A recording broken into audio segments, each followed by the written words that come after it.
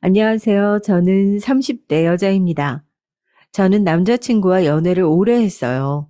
20대 초반 아무것도 모르는 나이에 둘이 불꽃이 튀어서 만나기 시작해 얼마 전에 10년이 넘었습니다. 지금은 어느새 서로가 서로에게 너무 당연해서 없으면 이상할 정도로 가까운 친구 사이이자 연인이 됐죠. 저희가 오래 만나기도 했지만 서로에 대해 모르는 게 하나도 없을 정도로 가까워서 당연히 언젠가 둘이 결혼하게 될 줄 알았어요. 연애하는 동안 매일 그런 이야기를 하기도 했고요. 그런데 결혼은 연애보다 훨씬 더 어렵더라고요. 남자친구네 부모님께서 저를 썩 마음에 들어 하지 않으세요. 너무 어릴 때 연애를 시작해서 철딱선이 없을 때부터 보셔서 그런지 저희가 결혼까지 생각할 줄은 모르셨다네요. 사실 저와 남자친구는 여러 면에서 둘이 너무 달라요. 처음 만났을 때도 남자친구는 알아주는 명문대 학생이었고, 지금은 방송사 기자예요.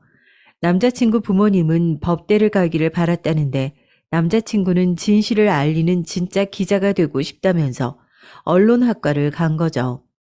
반면에 저는 전문대를 다니다가 그만두고 네일아트를 배워서 현재 네일아트 샵에서 일을 해요. 저는 제 직업에 굉장히 자부심을 느끼고 보람차지만 남자친구 부모님은 그렇게 생각하지 않으셨습니다. 제가 21살에 처음 남자친구 부모님을 만났어요. 사실 첫 만남부터 좋지는 않았습니다. 남자친구가 살던 하숙집에서 같이 라면을 끓여 먹고 있는데 갑자기 부모님이 오신 거예요. 남자친구가 저를 여자친구라고 소개하자 남자친구 부모님의 표정이 싹 바뀌었습니다. 그리고 곧바로 같은 학교 친구냐고 물으셨어요. 남자친구야 당시에 명문대생이었으니 당연히 저도 같은 학교길 바라신 거겠죠. 제가 남자친구와 같은 학교가 아니고 근처에 전문대를 다니고 있다고 했을 때 두 분은 여전히 표정을 감추지 못하셨어요. 기가 막힌다는 얼굴이었죠. 요즘 여자애들 대단하다니까. 우리 때는 아무리 사귀는 사이라도 남자 혼자 사는 집에 아무 때나 드나들면 난리가 났었는데. 그거야 가정교육의 문제지. 너희 부모님은 딸 자식 걱정도 안 하신다니. 어떻게 이 늦은 시간까지 남자 혼자 사는 집에 있는데 들어오라 전화도 안 해? 남의 자식인데 우리가 말하면 뭐래요. 딱 보면 몰라요. 안 봐도 딸 자식 밖으로 내놓은 집구석인 거지 뭐. 저는 만담 부부를 보는 줄 알았어요. 제가 아무 말도 하지 않았는데 남자친구의 부모님 두 분은 당신들끼리 마음대로 저를 가지고 판단하고 꾸짖으셨어요. 저의 부모님까지 들먹이면서요. 엄마, 아빠, 세영이 곤란하게 왜 자꾸 그래? 내가 배고파서 가지 말라고 같이 라면 먹고 가라고 해서 세영이가 어쩔 수 없이 있어준 거야. 라면만 먹고 내가 바로 집에 데려다 주려고 했어. 얼씨구, 어린 놈이 연애 좀 한다고 부모 앞에서 자기 여자친구 편을 드는 꼴 좀 봐라. 순간 제가 무슨 큰 잘못이라도 저지른 줄 알았습니다. 남자친구 집에서 라면 하나 끓여 먹었다가 별의별 소리를 다 들었네요. 그뿐만이 아니에요. 자꾸만 호통을 치던 아버님은 저에게 쉴 새 없이 질문하셨습니다. 무슨 과냐? 왜 전문대에 갔냐? 학교 다닐 때 공부를 못했냐? 등등 대답하기 곤란한 질문들만 골라서 하셨죠. 저는 순간 면접장에 온 줄 알았습니다. 전문대도 좋은 대학들 많은데 내가 이 동네에 그렇게 왔다 갔다 했어도 그 대학은 생전 처음 들어보는 학교네. 저도 나름 눈치라는 게 있어요. 부모님께서 제게 하는 질문마다 제가 마음에 안 들어 하시는 말이라는 걸 너무나도 잘 아는데 저라고 예의 바르게만 이야기하고 싶지는 않았습니다. 네, 맞아요. 제가 공부에 워낙 취미가 없어서 성적 맞춰서 전문대로 오긴 했는데 과가 아무래도 전망이 없는 것 같아서 더 등록금 안 버리고 이번 학기만 다닐 거예요. 응? 아니, 이번 학기만 다닌다니. 그게 무슨 말이야? 학교 그만두려고요. 제가 다른 건 몰라도 손재주는 있어서 미용이든 네일이든 기술 좀 배워보려고요. 학생, 이름이 세영이라고 했나? 아무리 옛날 사람들 말이 기술만 있으면 먹고 산다고 늘 하지만 사람 사는 게 그렇게 단순하지가 않아. 젊어서 고생은 사서도 한다는데 공부할 수 있을 때 공부를 더 해야지. 이제 20살 간 넘은 게 취직은 무슨 취직이야. 아무리 이름도 없는 대학이라도 대학 졸업장은 있어야지. 에이, 요즘같이 개나 소나 다 대학 가는데 대학 졸업장이 다 무슨 소용이에요? 저희 부모님 두 분 다 대학 안 나오셨는데 잘만 사세요. 제가 집안에서 막내로 자라서 웬만해서는 기가 잘 죽질 않아요. 남자친구의 부모님 말씀에 마음속으로는 상처를 받았지만 애써 티내고 싶지 않아서 또박또박 제 의견을 말했습니다. 남자친구는 그런 제 모습에 다시 한번 반했대요. 남자친구 말이 부모님이 워낙 유난하셔서 그 앞에서 저처럼 굴기 쉽지 않다네요. 남자친구는 학창 시절 내내 부모님 때문에 많이 힘들었대요. 남자친구가 공부를 잘하다 보니 거는 기대가 남달랐다고 합니다. 중학교 때는 무조건 의대에 가야 한다고 강요를 하시다가 고등학교 가서 성적이 조금 떨어지니까 법대에 가야 한다고 하셨답니다. 남자친구가 워낙 효자예요. 학창 시절에 부모님이 고생하시는 모습을 이래저래 많이 보며 자라서 부모님이 안쓰러웠답니다. 그래서 자기까지 부모님 속은 썩이고 싶지 않았다네요. 웬만한 거는 부모님이 시키는 대로 다 하면서 컸다더라고요. 남자친구 부모님은 경제적으로 여유롭지 않으시지만 두 분 다 대학을 나왔고 이름만 대면 아는 기업에서 일하셨어요. 그런 점에 자부심을 느끼시는 것 같더라고요. 그래서 젊은 제가 대학을 그만둔다는 거를 전혀 이해하지 못하시는 눈치였죠. 남자친구가 학창 시절 질풍노도의 시기를 보낸 게 다름 아닌 아버지 때문이었다고 하더군요. 아버님이 주식 투자를 잘못하시는 바람에 집안 상황이 많이 달라졌답니다. 서울에서 살던 집을 팔고 경기도에 전세로 이사 갔대요. 그전까지는 형과 방도 따로따로 썼었는데 이사 가면서 형과 같은 방을 써야 했다고 하더라고요. 이사 가고 집이 좁아진 것보다 더 힘든 건 남자친구의 부모님이 매일 싸우셨답니다. 이혼 이야기까지 나왔대요. 가장 예민했을 사춘기 시절에 그런 일까지 겪었으니 남자친구도 부모님께 걱정 끼치고 싶지 않았던 거죠. 덕분에 남자친구의 부모님은 자식들에게 거는 기대가 점점 더 커졌던 거고요. 그런 아들이 의대도 법대도 아닌 언론학과에 간다고 했을 때도 집안이 난리가 났었답니다. 이 집안의 희망이나 다름없는 남자친구가 부모님이 원하지 않는 길을 가겠다고 했으니까요. 그 이후 남자친구가 또 부모님 속을 썩이게 된 건 바로 저 때문이었습니다. 남자친구가 저를 만난다고 해서 또 집안이 시끄러워진 거죠. 당시에 남자친구도 제게 구체적으로 말을 안 해줘서 저도 대충만 알고 있었는데 알고 보니 저를 처음 만났던 그날부터 부모님께서 저를 마음에 들어 하지 않았대요. 제가 집에 돌아간 이후 남자친구 부모님께서 저와 당장 헤어지라고 하셨답니다. 지금이야 아들. 네가 뭘 몰라서 그러는데 사람은 다 끼리끼리 만나야 행복한 거다. 너처럼 똑똑하고 크게 될 애가 볼 거라고는 아무것도 없는 그런 애를 만나고 다니면 어쩌겠다는 거야. 엄마, 무슨 말을 그렇게 해? 세영이가 뭐가 어때서? 학벌 같은 게 뭐가 중요해? 세영이 누구보다 성실하고 착한 애야. 엄마는 한 번 보고 사람을 어떻게 한다고 그래? 남자친구는 언론학과를 가겠다고 했을 때처럼 부모님과 심하게 다퉜대요. 결론부터 말씀드리자면 그 이후에도 저와 남자친구는 10년을 만났습니다. 그랬으니 남자친구의 부모님은 얼마나 속이 타셨겠어요. 처음에야 어떻게든 저희 사이를 갈라놓으려고 하셨지만 하도 오래 만나다 보니 나중에는 그러지도 않으셨어요. 저희가 만난 지 6, 7년 정도 되었을 때 남자친구가 몇 년 동안 언론고시에서 낙방해서 반백수로 집에 있었던 적이 있습니다. 남자친구는 공부해야 하니 아르바이트도 못하고 부모님 그늘에서 생활비를 받아 생활하던 시기였죠. 그때 저는 이미 네일숍에서 몇 년을 일했을 때라 경제적으로 여유가 있었어요. 그래서 열심히 남자친구를 챙겼습니다. 당시에 남자친구는 대학을 졸업했을 때라 본가에서 부모님과 형과 함께 살고 있었어요. 저는 먹을 거면 먹을 거, 입을 옷이면 옷 매일같이 사다 날랐습니다.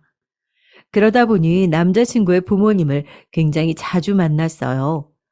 처음엔 제가 남자친구를 챙기는 걸 못마땅해 하시더니 언제부터는 당연하게 생각하시더군요. 한 번은 이런 적도 있었어요.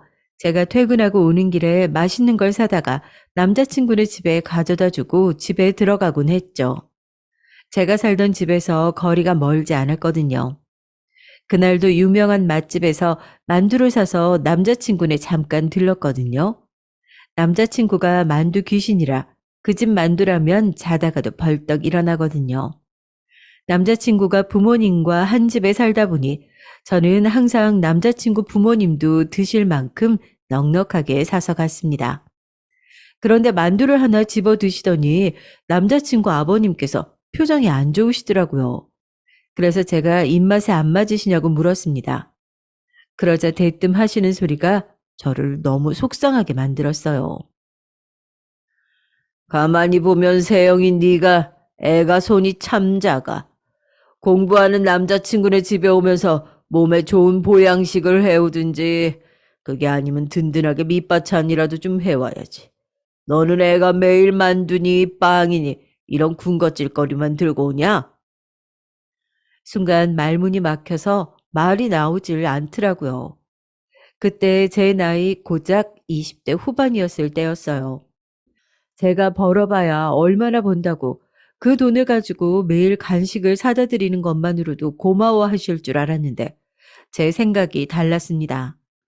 남자친구 부모님은 저에게 받는 걸 너무 당연하게 생각하시는 분들이었어요. 오빠가 이 집 만두를 얼마나 좋아하는데요. 아버님은 맛 없으시면 그만 드세요.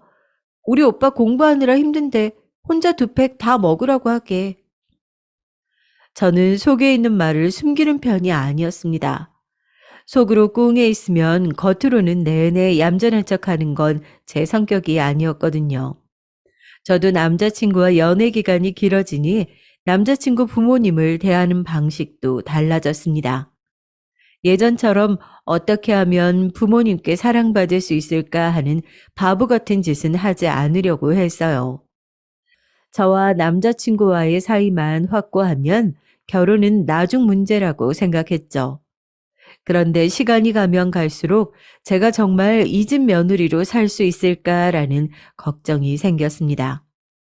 그럴 수밖에 없는 게 남자친구의 부모님이 상식적이지 않았거든요. 제가 남자친구와 오래 만나서 그런지 자꾸만 저를 만만하게 대하시면서 무시하셨어요. 본인들은 아니라고 부인하시지만 제가 보기엔 저를 무시한다고 밖에 여겨지지 않았습니다. 어느 날이었어요. 남자친구가 언론고시에 합격해서 축하 파티를 열기로 했거든요. 거창한 건 아니고 작은 식당을 하나 빌려 남자친구 친구들과 부모님을 모시고 함께 파티를 하기로 했습니다. 고기를 굽고 술도 마시면서 즐겁게 보냈어요. 모두 남자친구를 진심으로 축하해 줬습니다. 남자친구도 너무 기뻐했고요. 얼마 만에 보는지 모를 남자친구의 웃는 얼굴에 저까지도 행복했습니다. 그 순간 알았어요. 우리가 오랜 시간 연애를 해오면서 너무 서로에게 익숙해져 설렘은 사라지고 의무감만 남은 게 아닌가 그런 걱정도 있었는데 그날 남자친구가 행복해하는 모습을 보니 저까지도 뭉클하면서 너무 감동적이더라고요. 남자친구는 공부하느라 그렇게 고생을 해놓고도 모든 공을 다 저에게 돌렸습니다. 제 옆에서 많이 도와주고 힘이 되어줘서 본인이 해낼 수 있었던 것이라고 했어요. 그리고 그날 남자친구는 모두가 다 있는 앞에서 제 앞에 무릎을 꿇고 앉아 프러포즈를 했습니다. 언제 준비했는지 커플 반지까지 준비했더라고요. 저는 너무 감격해서 당연히 남자친구와 결혼하겠다고 허락했습니다. 그런데 그 순간이었어요. 남자친구의 부모님께서 자리에서 벌떡 일어나시더니 마구 손사리를 치시며 남자친구에게 술 취해서 지금 뭐 하는 거냐고 말렸습니다. 윤수야, 너 왜 이렇게 취했어? 어? 애가 아주 그냥 술만 마구면 이렇게 맥을 못 추고 주책을 부리네. 세영아, 미안해. 그래, 이제 시험 붙었다고 애가 긴장이 아주 풀렸나 보네. 아직 첫 월급도 안 받은 게 결혼은 무슨. 이놈아 정신 차려. 남자친구는 술이 굉장히 세요. 소주 한두 잔에 취할 사람이 아닙니다. 더군다나 저에게 고백하려고 미리 반지까지 준비했어요. 남자친구는 부모님께 취하지 않았다고 진심이라고까지 여러 번 말했습니다. 그런데도 남자친구 부모님은 제 프로포즈를 망쳤어요. 남자친구의 등을 연신 내리치며 그만하라고 했습니다. 제 손에 쥐어진 반지 케이스까지 뺏어서 감추면서요. 남자친구는 왜 이러냐고 부모님께 따졌지만 부모님께서는 결혼같이 중요한 문제를 부모랑 상의도 안 하고 마음대로 결정하면 어떡하냐고 하셨죠. 저는 사실 남자친구가 제게 프로포즈 할 때 조금 기대했어요. 남자친구 부모님께서 저를 대놓고 예뻐해 주시거나 잘 해 주시지는 않지만 그래도 오랜 시간 저와 남자친구가 알콩달콩 연애하는 모습을 보며 서로를 응원하고 건강하게 잘 지내는 모습을 옆에서 지켜보셨으니 이제는 저를 좀 인정해 주시는 줄 알았어요. 가끔 제가 집에 찾아가면 그래서 시집은 가겠냐, 우리 아들 나중에 고생시키면 안 된다 등등 저를 예비 며느리인 것처럼 대해 주신 적도 몇 번 있어서 이제는 저를 인정하셨나 보다 기대했었는데 제 착각이었습니다. 남자친구 부모님은 단순히 언론고시에 지쳐있던 가난하고 불쌍한 아들 옆에 뒷바라지하며 호구짓을 해줄 제가 필요했던 거예요. 지금까지 제가 사간 만두가 몇 판이고 매일같이 양손 가득 사다 나른 선물들이 얼마나 많은데 저에게 이러실까 싶었습니다. 그뿐만이 아니에요. 남자친구 부모님은 시간이 지나도 여전히 저를 무시하셨어요. 제가 남자친구 축하 파티가 끝나고 함께 택시를 타고 집에 모셔다 드렸어요. 남자친구는 많이 피곤했는지 차에서 잠이 들었습니다. 그런데 그때 남자친구 어머니께서는 기다렸다는 듯 저에게 들으라며 이야기를 하셨어요. 행여나 네가 기다릴까봐 어른으로서 미리 이야기하는 건데 윤수 이제 막 취직해서 회사에서 자리 잡으려면 앞으로 몇 년은 바싹 더 열심히 일해야 돼. 그러니까 네가 뒷바라지 조금 했다고 애한테 결혼이니 뭐니 부담 주면서 힘들게 할 생각 마라. 그래. 옛날에 우리 아들 전 봤던 용한 무당도 우리 아들은 결혼 무조건 늦게 해야 좋다고 했어. 남자친구 부모님은 말도 안 되는 무당 이야기까지 하시면서 저에게 강제로 주입을 하셨어요. 앞으로 몇 년은 절대 결혼은 못하는 거라고요. 저도 결혼하고 싶어서 환장한 사람은 아닙니다. 하지만 제 나이도 있고 연애도 10년이나 했는데 어떻게 결혼 생각을 안 할 수가 있겠어요. 사실 저와 남자친구는 나이도 동갑이에요. 남자 나이야 30 넘으면 한창이라고 하지만 저는 아닙니다. 저와 남편의 사회적 나이가 달랐어요. 아무리 요새 다들 결혼을 늦게 하는 추세라도 아이를 낳는 건 그렇지 않잖아요. 저는 아이를 꼭 갖고 싶습니다.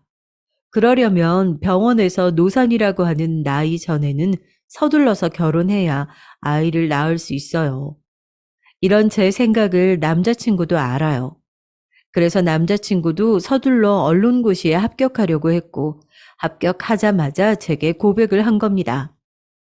이런 저희 커플의 사정은 일절 알지도 못하시면서 남자친구 부모님은 사사건건 저를 못마땅해 했어요. 결혼까지 방해하셨습니다. 이제는 남자친구가 시험까지 붙었으니 제가 더 성에 차지 않으시는 거겠죠. 그날 택시에서 내려서 집에 돌아오고 나서도 저는 많은 생각을 했습니다. 남자친구야 좋지만 남자친구 부모님의 사고방식이 너무 이해가 되질 않았거든요. 당신 아들이 귀하면 남의 자식도 귀한 법인데 저렇게 티가 나게 못되게 구시는 걸까 싶었죠. 제가 이 결혼을 다시 한번 생각해 봐야겠다. 언제 정신을 번쩍 차렸냐면 남자친구 위로 형이 한 명 있어요. 남자친구 형은 30대 후반까지도 여자친구가 없었습니다. 저와 남자친구가 10년 가까이 만나는 동안 제가 곁에서 지켜봤는데 연애하는 걸 단 한 번도 본 적이 없었어요. 그래서 항상 남자친구 부모님의 걱정이 이만저만이 아니었습니다. 큰아들이 장가갈 생각이 전혀 없으니까요. 그래서 선도 많이 보고 소개팅도 무지하게 많이 했어요. 제가 아는 것만 해도 반년 동안 30번은 넘으니 일주일에 한 번꼴로 무조건 새로운 여자를 만난 거죠. 그렇게 여자를 많이 만나고 다녔는데도 연애 소식이 없더니만 뜬금없이 결혼 소식을 들었습니다.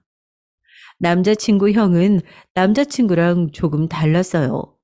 처음에 말씀드린 것처럼 남자친구 부모님께서 자식들에게 부담 아닌 부담감을 주셨죠.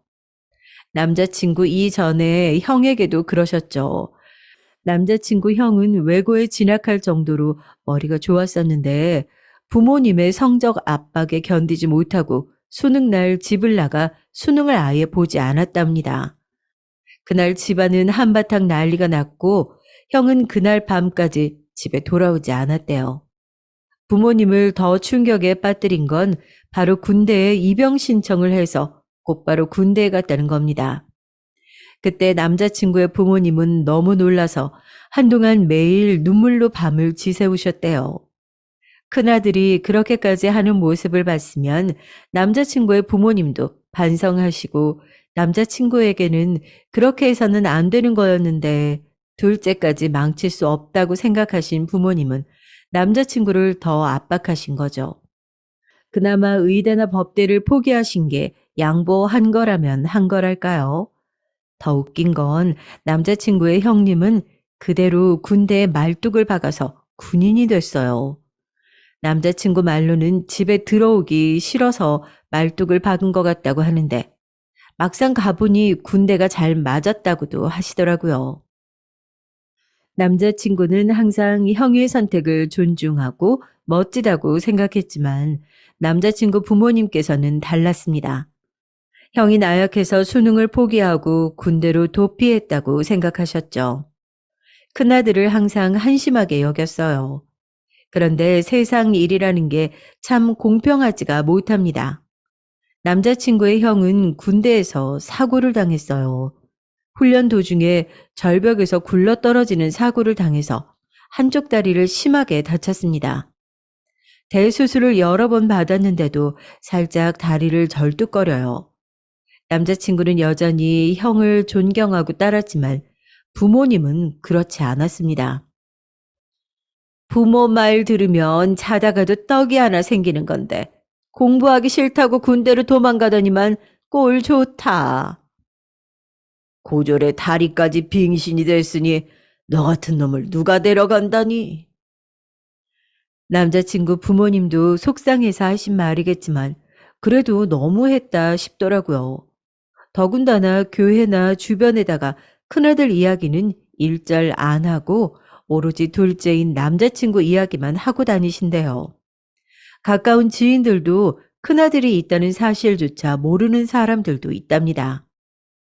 저도 남자친구의 부모님에게 인정받지 못하는 신세다 보니 남자친구 형과 공감대가 형성이 금방 됐어요. 그래서 오랫동안 오빠 동생 하며 가깝게 지냈습니다. 남자친구의 형이라는 걸 떠나서 남자친구만큼이나 오래 봐온 사람이다 보니 개인적으로도 항상 오빠를 응원하고 좋은 사람을 만나길 바랐죠. 그런데 저로서는 서운할 수밖에 없는 일이 벌어졌어요. 남자친구와 남자친구의 형이 저를 데리러 자주 제가 일하던 숍에 왔었는데요. 저와 함께 일하는 사장 언니와 남자친구 형이 눈을 맞은 거예요. 저는 제가 좋아하는 두 사람이 만났다고 하니 마치 제가 소개를 하기라도 한 것처럼 기쁘더라고요. 두 사람 다 나이가 있다 보니 서둘러 결혼 이야기가 나왔습니다. 저와 사장 언니는 저에게 이런저런 상의를 했어요. 제가 남자친구와 연애를 10년이나 했고 남자친구 부모님과도 만난 적이 있으니 결혼하게 되면 어떨지 궁금하다고요.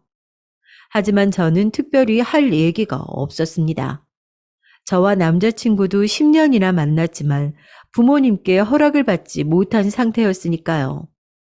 저로서는 섣불리 언니에게 그 어떤 말도 할 수가 없었어요. 그런데 믿기지 않는 일이 벌어졌습니다. 사장 언니가 남자친구네 집에 인사를 다녀오자마자 바로 결혼 날짜를 잡은 거예요.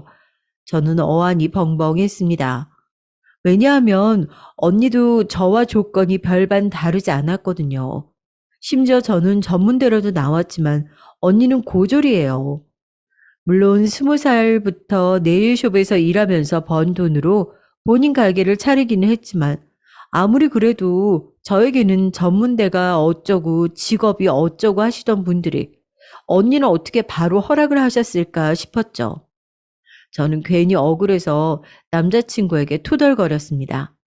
그런데 남자친구는 오히려 저를 이해 못했어요. 자기는 우리 부모님을 그만큼 보고도 아직 몰라? 형은 나보다 조건이 좋지 않잖아. 거기다가 다리도 절고 누구라도 데려가겠다는 여자만 있으면 여자기만 하면 상관없대. 저는 입이 떡 벌어졌어요. 남자친구 부모님은 아들이 있는 앞에서 정말 그렇게 말했답니다. 여자기만 하면 상관없다고요. 그 소리를 듣는데 저도 모르게 온몸에 소름이 돋고 없던 정도 떨어지더라고요. 제가 말문이 막혀서 아무 말도 못하고 있으니까 남자친구가 저의 어깨를 감싸 안아줬습니다. 자기 부모님은 이해하려고 하면 안 된다고요. 형 결혼하고 나면 곧바로 저와 결혼하겠다고 할 테니 걱정하지 말라고 했습니다. 저는 고민이 많았지만 애써 남자친구 앞에서는 티를 내지 않으려고 노력했어요. 남자친구 말대로 제가 남자친구 부모님이 그런 분이라는 걸 몰랐던 것도 아니고 이미 알 만큼 알고 있었으니 더 실망할 것도 없었죠. 그렇게 시간이 흘러 남자친구 형이 사장 언니와 결혼식을 올렸어요. 결혼식 날 당연히 저도 갔는데 기분이 이상했습니다. 저는 남자친구와 만난 지 10년이 넘었는데도 결혼하지 못했는데 두 분은 만난 지 1년도 되지 않아서 부부가 됐으니까요. 결혼식 날도 잊지 못할 사건이 하나 있었어요. 형 결혼식이다 보니 남자친구가 굉장히 바빴거든요. 그래서 저도 남자친구를 도왔습니다. 남자친구와 함께 연회장 입구에서 하객들에게 답례품을 나눠드리고 있는데 보시는 분마다 제가 누군지 궁금해 하시더라고요. 남자친구는 그럴 때마다 당연히 저를 여자친구라고 소개했어요. 저희가 워낙 오래 연애했으니 보시는 어른마다 오래 연애했으면 얼른 결혼해라. 형이 결혼했으니 이제 남자친구 차례라고 하시며 다들 농담을 한마디씩 하시고 돌아가셨거든요. 그런데 그 정신없는 와중에 남자친구 어머니가 저에게 달려오시더라고요. 그러더니 남자친구에게 들리지 않게 제 귀에다 대고 작게 속삭이셨습니다. 세영이 너 그만하고 들어가서 밥이나 먹어. 괜히 이 사람 저 사람한테 인사해서 내 아들 혼삿길 막히게 하지 말고. 어머니, 어떻게 그런 소리를 하실 수가 있어요? 순간 저는 제가 잘못 들은 줄 알았습니다. 아무리 제가 마음에 안 들어도 그렇지 어떻게 아들 여자친구한테 대놓고 저런 소리를 하실 수 있을까요? 누가 보면 네가 지금 당장 내 며느리 되는 줄 알 거 아니야. 내가 저렇게 별 볼 일 없는 애 큰 며느리로 들였다고 너도 되는 줄 알아? 웃기지 마. 우리 둘째 아들은 너랑 급이 달라. 듣다 듣다가 급이 다르다는 소리를 하시는데 저는 순간 울컥해서 자리를 피해 결혼식장을 뛰쳐나왔습니다. 저도 웬만하면 다 참고 버틸 수 있을 줄 알았는데 아니더라고요. 남자친구에게 계속해서 전화가 걸려왔지만 저는 받지 않았어요. 그 순간만큼은 너무 속이 상해서 남자친구 얼굴도 보기 싫더라고요. 결혼식이 끝나고 얼마 뒤 남자친구를 만났을 때 저는 남자친구에게 그날 있었던 일을 말했습니다. 그리고 더는 우리가 만나지 않는 게 좋을 것 같다고 이별 통보를 했죠. 저도 충분히 많이 생각해보고 결정한 거예요. 저도 당연히 남자친구와 결혼하고 싶죠. 하지만 제가 저런 말도 안 되는 소리까지 들어가며 모자란 사람 취급 당하고 싶지 않았습니다. 그런데 그날 이후 상황이 변했어요. 제 말에 남자친구가 화가 나서 부모님께 난리를 친 겁니다. 그리고 자신도 형처럼 집을 나가겠다고 선포를 했나 봐요. 세영이한테 지금까지 함부로 대한 거 사과 제대로 안 하면 평생 결혼 안 하고 혼자 살 거니까 알아서 하세요. 남자친구는 제가 아니면 누구와도 결혼하지 않고 혼자 살겠다고 했답니다. 그리고 저에게 제대로 사과를 하라고 한 거죠. 사실 그때까지만 해도 저는 사과고 뭐고 받고 싶지 않았어요. 저에게 그 정도로 함부로 하는 분들이 저에게 진심으로 미안하실 리 없으니까요. 그런데 며칠 뒤 믿기지 않는 일이 벌어졌습니다. 남자친구 어머님에게 연락이 왔어요. 저를 집으로 초대한다고요. 형 부부가 신혼여행 다녀와서 다 같이 식사를 하기로 했으니 저도 함께 와서 먹자고 하시더군요. 평소와는 목소리부터가 달랐어요. 굉장히 친절하셨습니다. 남자친구는 부모님께서 저에게 사과하시려고 부른 걸 테니 걱정하지 말고 같이 가자고 했죠. 저는 고민하다가 그래도 어른이 초대하신 건데 거절하는 건 예의가 아닌 것 같아서 거절하지 못하고 집으로 갔습니다. 함께 식사하는데 저는 정말 당황스러웠어요. 전과는 다르게 저에게 너무 잘해주시더라고요. 정말 아들의 여자친구가 집에 놀러 온 것처럼 친절하게 대해 주셨습니다. 저는 더 울컥했어요. 이렇게 대해 주실 수 있으면서 지금까지 저에게 그렇게 차갑게 구신 건가 싶더라고요. 저는 더 혼란스러웠습니다. 뭐가 진실인지 구분이 안 돼서요. 더 신기한 건 남자친구가 도대체 어떻게 했는지 부모님께서 정말 저에게 사과를 하셨다는 거예요. 내가 지난번에 결혼식장에서 그런 건 나도 너무 정신이 없어서 괜히 예민해졌었나 봐. 상처받았으면 너무 미안해. 우리 세영이 너를 가족으로 생각하다 보니까 편해서 농담으로 그런 거야. 네가 이해 좀 해줘. 예민해서 그런 거다, 농담이다 라고 하시며 다시는 그러지 않겠다고 하셨습니다.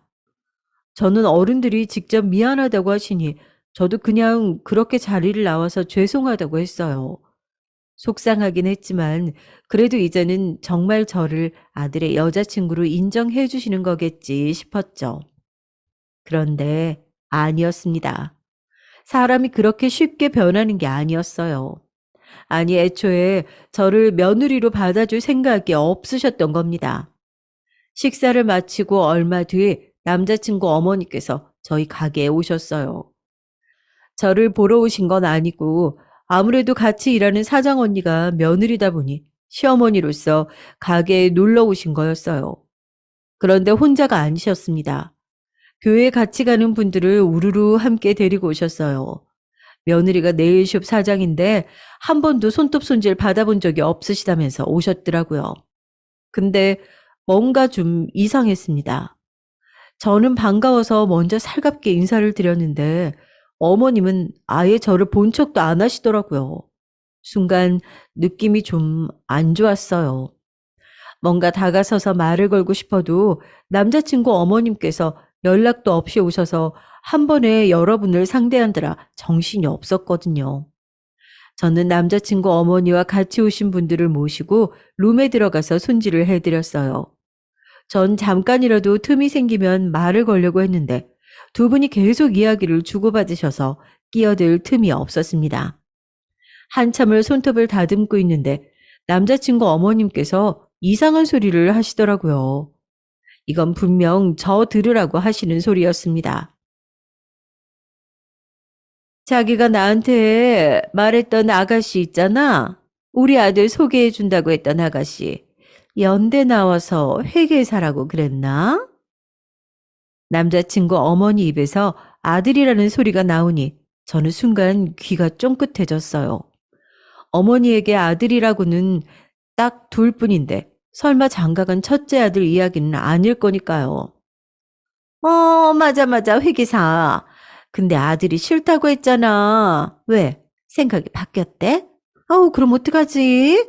아우, 그 아가씨는 진작 다른 집에 소개했지. 아, 그럼 혹시 저기 학교 선생님은 어때? 아유, 우리 조카가 교대 나와서 선생인데 둘이 나이가 딱 좋다. 우리 조카 이제 28이거든. 학교 선생 너무 좋지.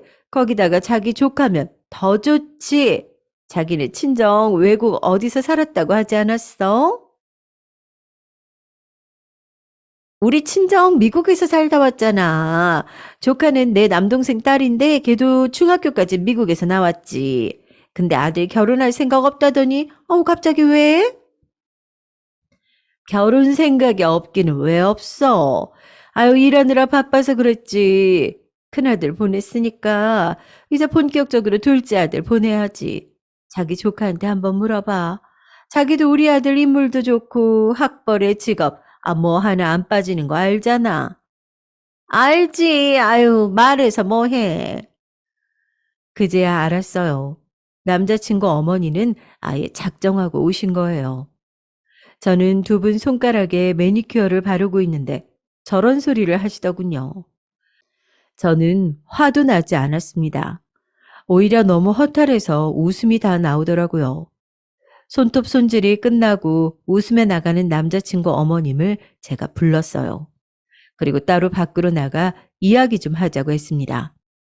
어머님은 눈을 동그랗게 뜨시고 왜 그러냐고 하셨지만 저는 단호하게 말했습니다.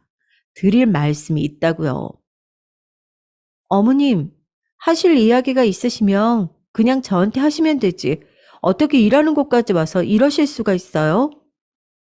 최대한 흥분하지 않고 이야기하려고 했지만 그 또한 쉽지 않았어요. 네가 눈치가 없어도 너무 없고 어른이 말을 해도 도저히 말귀를 못 알아들으니까 그렇지. 내가 그 정도로 말했으면 알아들어야지. 감히 내 아들 앞세워서 나한테 사과까지 하게 해?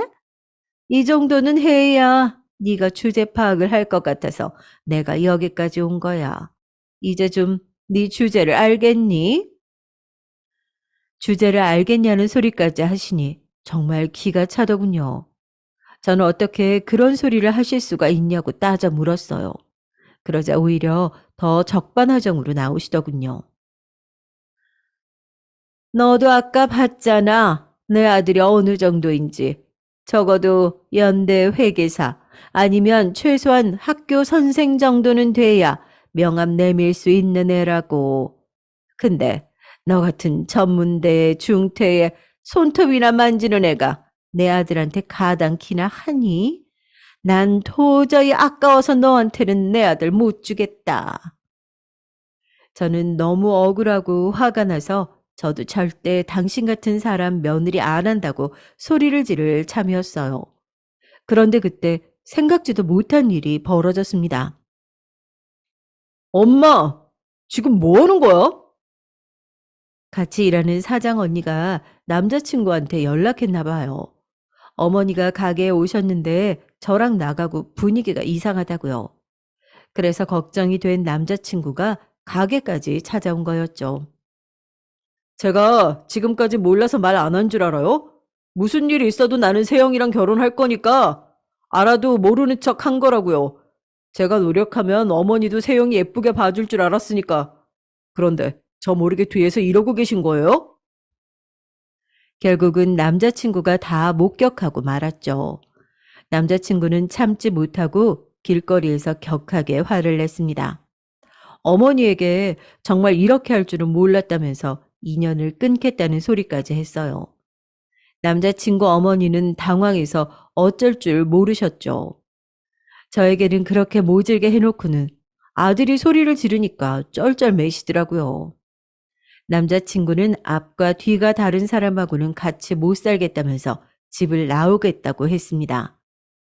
남자친구 어머님은 울며 불며 남자친구 바지가랑이를 잡았어요. 당신은 둘째 아들 없으면 살 수 없다고요. 그 모습을 보는데 제가 잘못 생각해도 한참 잘못 생각했다는 것을 알았죠. 제가 남자친구와 헤어져도 진작 헤어졌어야 했어요. 그 꼴까지 보고 나니 비로소 남자친구를 포기할 수 있었습니다. 저는 남자친구에게 헤어지자고 했어요. 아무리 남자친구를 사랑하고 제 20대를 다 바쳤다고 해도 더는 안 되겠더라고요. 남자친구는 저와 헤어질 수 없다고 했지만 저는 이미 마음을 굳게 먹었죠. 지금 헤어지지 않으면 평생 후회할 것 같았어요. 저는 단호하게 마음을 먹고 그날부터 남자친구의 연락도 받지 않았습니다. 가게로 찾아와도 만나주지 않았어요. 저도 쉽지 않았습니다. 같이 일하는 사장 언니가 남자친구 형수잖아요. 언니까지 저에게 남자친구가 저와 헤어지고 나서 너무 힘들어한다고 매일 이야기를 하는데 저도 괴로웠습니다. 마음이 있는데 헤어지려니 몸까지 여기저기 아프더라고요. 그런데 인생이란 건 정말 한치 앞을 알 수 없더군요. 헤어지고 난 뒤 몸이 계속 안 좋았어요. 약을 먹어도 낫질 않더군요. 속도 안 좋고 컨디션이 너무 안 좋아서 출근하기도 힘들었죠. 그래도 출근은 해야 하니까 가게에 나갔는데 사장 언니가 제 얼굴을 보더니 얼굴이 너무 안 좋다고 병원에 다녀오라고 하더라고요. 괜찮다고 했는데도 가서 링겔이라도 맞고 오라고 해서 병원에 갔습니다. 그런데 말도 안 되는 일이 벌어졌어요. 제가 임신이랍니다. 병원 앞에 주저앉아 얼마나 울었는지 몰라요. 그 일로 저는 고민하다가 다시 남자친구를 만났어요. 그리고 결국은 결혼 날짜를 잡았습니다. 남자친구는 제 속도 모르고 마냥 좋아했습니다. 우리 둘은 역시 운명이라니까. 절대 쉽게 헤어질 수 있는 사이가 아니라고. 남자친구는 저와 헤어졌던 몇 주 동안 회사 근처에 원룸을 구해서 집을 나왔더라고요. 그리고 결혼 안 하겠다고 비혼 선언을 했답니다. 며느리든 손주든 볼 생각하지 말라고요. 제가 임신했다는 사실을 알자마자 남자친구는 결혼식 날짜를 잡자고 했습니다. 그리고 예식장까지 예약하자는 걸 제가 말렸어요. 아무리 그래도 부모님께 이야기도 안 하고 저희 멋대로 하는 건 아니라고 생각했거든요. 그래도 남자친구는 10년을 만났는데 이런 식으로 결혼하고 싶진 않았어요. 남자친구는 저희 집에 먼저 인사하고 허락을 받았습니다. 저희 부모님이야 제가 임신했으니 하루라도 빨리 식을 올리라고 하셨죠. 저와 남자친구 부모님과 있었던 일을 부모님은 전혀 모르시니 빨리 상견례 날짜부터 잡으라고 하셨어요. 저와 남자친구는 어떻게 할지 고민하다가 남자친구 부모님을 찾아뵙습니다. 제가 임신했다는 사실을 말씀드리고 최대한 빨리 결혼식 날짜를 잡기로 했다고 이야기했어요. 사실상 통보였죠. 예상대로 남자친구 부모님께서는 한숨을 푹푹 쉬셨습니다. 그래, 일이 이렇게 될 일이었는데 우리가 일을 복잡하게 만들었나 보다. 며칠 전에 비혼 선언까지 했었는데 그래도 애도 생겼으니 빨리 결혼 날짜부터 잡자. 그나마 다행이었던 건 남자친구 아버님께서 허락하셨다는 겁니다.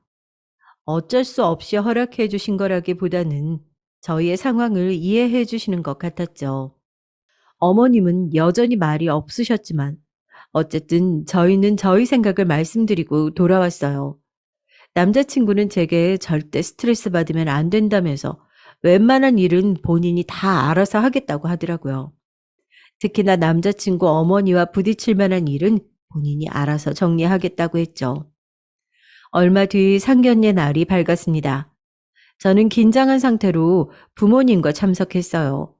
저희 부모님은 사실 성격도 굉장히 급하시고 바쁜 분들이에요. 저는 어려서부터 굉장히 독립적으로 자랐습니다. 제가 하고 싶다고 하면 뭐든지 다 해주셨지만 이렇게 해라 저렇게 해라 강요하신 적이 없었죠. 그래서 저는 더 걱정이 많았어요. 부모님은 저를 언제나 당당하게 살도록 키우셨는데 제가 남자친구 부모님 앞에서 무시당하고 주눅 들었던 모습을 아시면 얼마나 속상하실까 싶더라고요. 더군다나 임신까지 했으니 결혼을 안 할 수도 없는 노릇이잖아요. 이제 정말 남자친구의 부모님이 제 시부모님이 되는 거니까요. 상견례의 시작은 생각보다 순탄했습니다. 저희 부모님이 굉장히 사람을 좋아하시고 말이 많으세요. 농담하는 것도 좋아하고요. 하지만 문제는 숨김이 없고 거침이 없으시다는 겁니다. 자신들의 이야기를 거르지 않고 걸걸하게 다 이야기하세요. 그런 점이 절대 남자친구 부모님과 맞을 리 없었죠. 남자친구 부모님은 사람들 앞에서 내세우기 좋아하시는 분들이니까요. 아니나 다를까. 시부모님은 앉자마자 이 식당에 본인들 대학 동문과 동창회 때 와봤는데 음식이 너무 고급스럽다고 맛있었다고 하셨어요. 그래서 이 식당으로 오자고 한 거라고요. 그 이야기를 굳이 왜 꺼내셨겠어요? 당신들이 대학을 나왔다는 걸 강조하고 싶으셨던 거죠. 그런데 그때 저희 어머니께서 털털하게 웃으셨어요. 아이고, 사돈 부부 다 대학까지 나오신 엘리트들이시구나. 아우, 멋지네요. 아유, 저는 어릴 때 너무 가난해서 초등학교 간신히 졸업했어요. 그래도 우리 세영이 아빠네는 상황이 좀 나서 중학교는 나왔어요. 남자친구 부모님들이 대학 이야기를 꺼냈을 때 어머니가 저 이야기를 하실 줄 알았어요. 어딜 가나 본인이 국졸이라는 이야기를 항상 하시거든요. 그래서 배운 게 없다고요. 그 순간의 예비 시부모님들 표정을 저는 지금도 잊지를 못합니다. 인매를 올리시면서 피식 비웃으셨거든요. 두 분처럼 학벌을 중시하시는 분들이 저희 어머니가 국졸이라는 소리를 들었으니 저를 더 무시할 게 뻔했죠. 그런데 그때 마침 들어온 식당 직원이 들어와서 메뉴판을 줬어요. 그리고 잠시 뒤 저희 어머니가 영어로 된 메뉴판을 유심히 보고 있는데 그 모습을 빤히 지켜보던 예비 시어머니가 입을 가리고 자꾸 웃으시더라고요. 저는 예비 시어머니가 또 무슨 소리를 할까 싶어 안 되겠다 싶었습니다. 제가 어머니 메뉴를 시켜드리려고 했는데 예비 시어머니께서 안 해도 될 이야기를 하시더라고요. 아유, 안 써둔 알파벳도 모르시죠? 제가 좀 읽어드릴까요? 그 순간 정적을 저는 아직도 잊지 못합니다. 예비 시어머니는 안 그래도 제가 임신해서 결혼하는 꼴이 마음에 안 들던 때인데 제대로 된 꼬투리 하나 잡은 거죠. 사람이 대학만 나오면 뭐 합니까? 저렇게 몰상식한데 말이죠. 옆에 있던 남자친구가 놀라서 예비 시어머니께 한마디 하려고 했는데 저희 엄마가 괜찮다는 듯이 웃으셨어요. 그러고는 오히려 너스레를 떠셨습니다. 요즘 세상이 아무리 달라졌다고 해도 그렇지. 여기가 한국인데 메뉴판이 어떻게 다 꼬부랑 글씨만 적어놨답니까? 아유, 그럼 대학물 좀 먹은 우리 사돈이 좀 읽어주실래요? 엄마 말에 저도 남자친구도 더는 말하지 않았습니다. 여기서 저희가 나서면 분위기가 더 이상해질 것 같아서요. 예비 시어머니의 꼬장은 거기서 끝이 아니었습니다.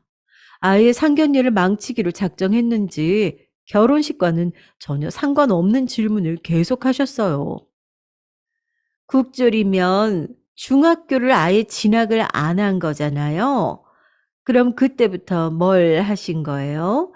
드라마에 나오는 것처럼 공장 가서 일해서 가족들 먹여 살리고 그런 거예요? 엄마, 장모님 앞에서 왜 그런 무례한 질문하고 그래? 예비 시어머니의 만행에 남자친구는 어쩔 줄을 몰라 하며 당황했습니다. 예비 시어머니의 입을 막기 위해 사력을 다했죠. 하지만 이미 작정하신 어머니를 막을 수는 없었어요. 내가 뭐, 이제 다 한 가족인데, 가족끼리 궁금하면 물을 수도 있지. 그래서 자식들 학업에도 관대하셨나 봐요. 세영이가 고작 2년 다니는 전문대도 졸업 안 하고 그만둔다는데 허락하시는 걸 보면 저희 엄마도 워낙 눈치가 빠른 분이라 예비 시어머니가 은근히 무시하면서 이야기하는 걸 모를 리 없었어요. 지금까지는 국조 가지고 농담한 정도이니 참으셨지만 자식인 제 이야기가 나오니 엄마도 바로 정색하셨습니다.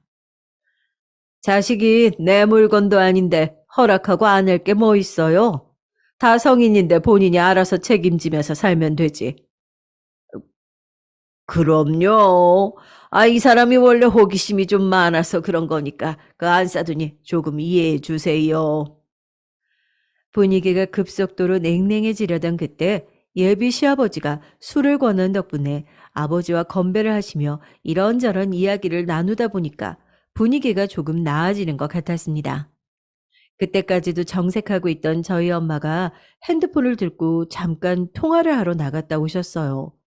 저는 일 때문에 그러시나 보다 싶었죠. 그런데 상견례가 마무리되어 갈 때쯤 생각지도 못한 일이 벌어졌습니다. 저희가 식사하던 룸에 누군가 노크를 하고 들어왔어요. 회장님, 부르셨습니까? 무슨 일 있으세요? 엄마 회사 직원들이 우르르 룸 안으로 들어왔습니다. 그때 저는 알았죠. 엄마가 일부러 나가서 통화하신 게 회사 직원들을 부르려고 했던 거더라고요. 저희 예비 시부모님 앞에서 보여주려고요. 역시나 예비 시부모님은 눈이 휘둥그레졌어요. 특히나 예비 시어머니는 직원들이 우르르 들어오자마자 놀라서 자리에서 벌떡 일어났어요. 그러고는 회장님이 누구냐고 말을 더듬거렸습니다. 누구긴 누구예요? 내가 회장이지. 세영이 너는 암튼 애가 물러터져서는 사돈한테 내가 식품회사 한다고 말 안 한 거야? 식품회사를 운영하신다고요? 그러니까 대표? 아니, 회장님? 그랬습니다. 제가 말씀드리지 않은 게 있어요. 저희 엄마가 아주 오래전부터 식품 사업을 하고 계십니다. 저희 외가가 아주 옛날부터 낙농업을 오랫동안 하셨어요. 그래서 엄마는 어릴 때부터 닭을 키우고 달걀을 가지고 노는 게 일상이었습니다. 일이 풀리지 않았던 시기가 있었는데 그때 어쩔 수 없이 엄마가 학교를 그만두고 온 식구가 다 이사를 해서 새로 사업을 시작하셨대요. 낙농업을 하면서 달걀로 만들 수 있는 유제품과 빵, 치즈 같은 걸 만드시는 식품회사를 운영하셨답니다. 처음에야 당연히 힘들었지만 지금은 벌써 50년이 넘은 굴지의 회사예요. 외할아버지가 돌아가시면서 엄마가 물려받아서 벌써 30년째 운영 중이십니다. 엄마는 남들 다 학교 다닐 때 외할아버지를 따라 공장을 돌아다니며 일을 하신 분이세요. 그런 분이 예비 시어머니를 보자마자 어떤 분인지 모르셨을 리 없습니다. 눈에 보이는 조건들만 가지고 저와 우리 집안을 무시하고 있다는 걸 바로 파악하시고 일부러 직원들을 부른 거죠. 우리 애가 임신해서 급하게 결혼하는 거라 준비할 경황도 없으실 텐데 식장이랑 집은 우리가 알아서 준비할게요. 내가 아는 호텔에 최대한 빠른 시간 빼놓으라고 하고 집은 내가 서초에 아파트 2채가 있으니까 하나 골라서 들어가라고 하죠 뭐. 엄마 말씀에 예비 시부모님은 두 분 다 턱이 빠질 듯 입을 벌리고 계셨어요. 그리고 표정이 싹 바뀌어서 저와 저희 부모님을 대하는 게 달라지셨습니다. 거의 허리만 안 숙였지 몸이 엄마 쪽으로 굽어 있었어요. 아이고, 저희 안사돈께서 알아서 다 해주신다고 하면 너무 감사하죠. 어머머, 내가 암튼 며느리 복 하나는 타고났다니까. 이제 보니까 우리 며느리가 아주 복덩이였네.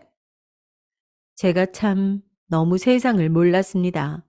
이럴 줄 알았으면 진작 저희 친정엄마 회사를 알려드릴 걸 그랬더라고요. 예비 시어머니가 저더러 우리 며느리라고 하는데 소름이 다 돋았어요.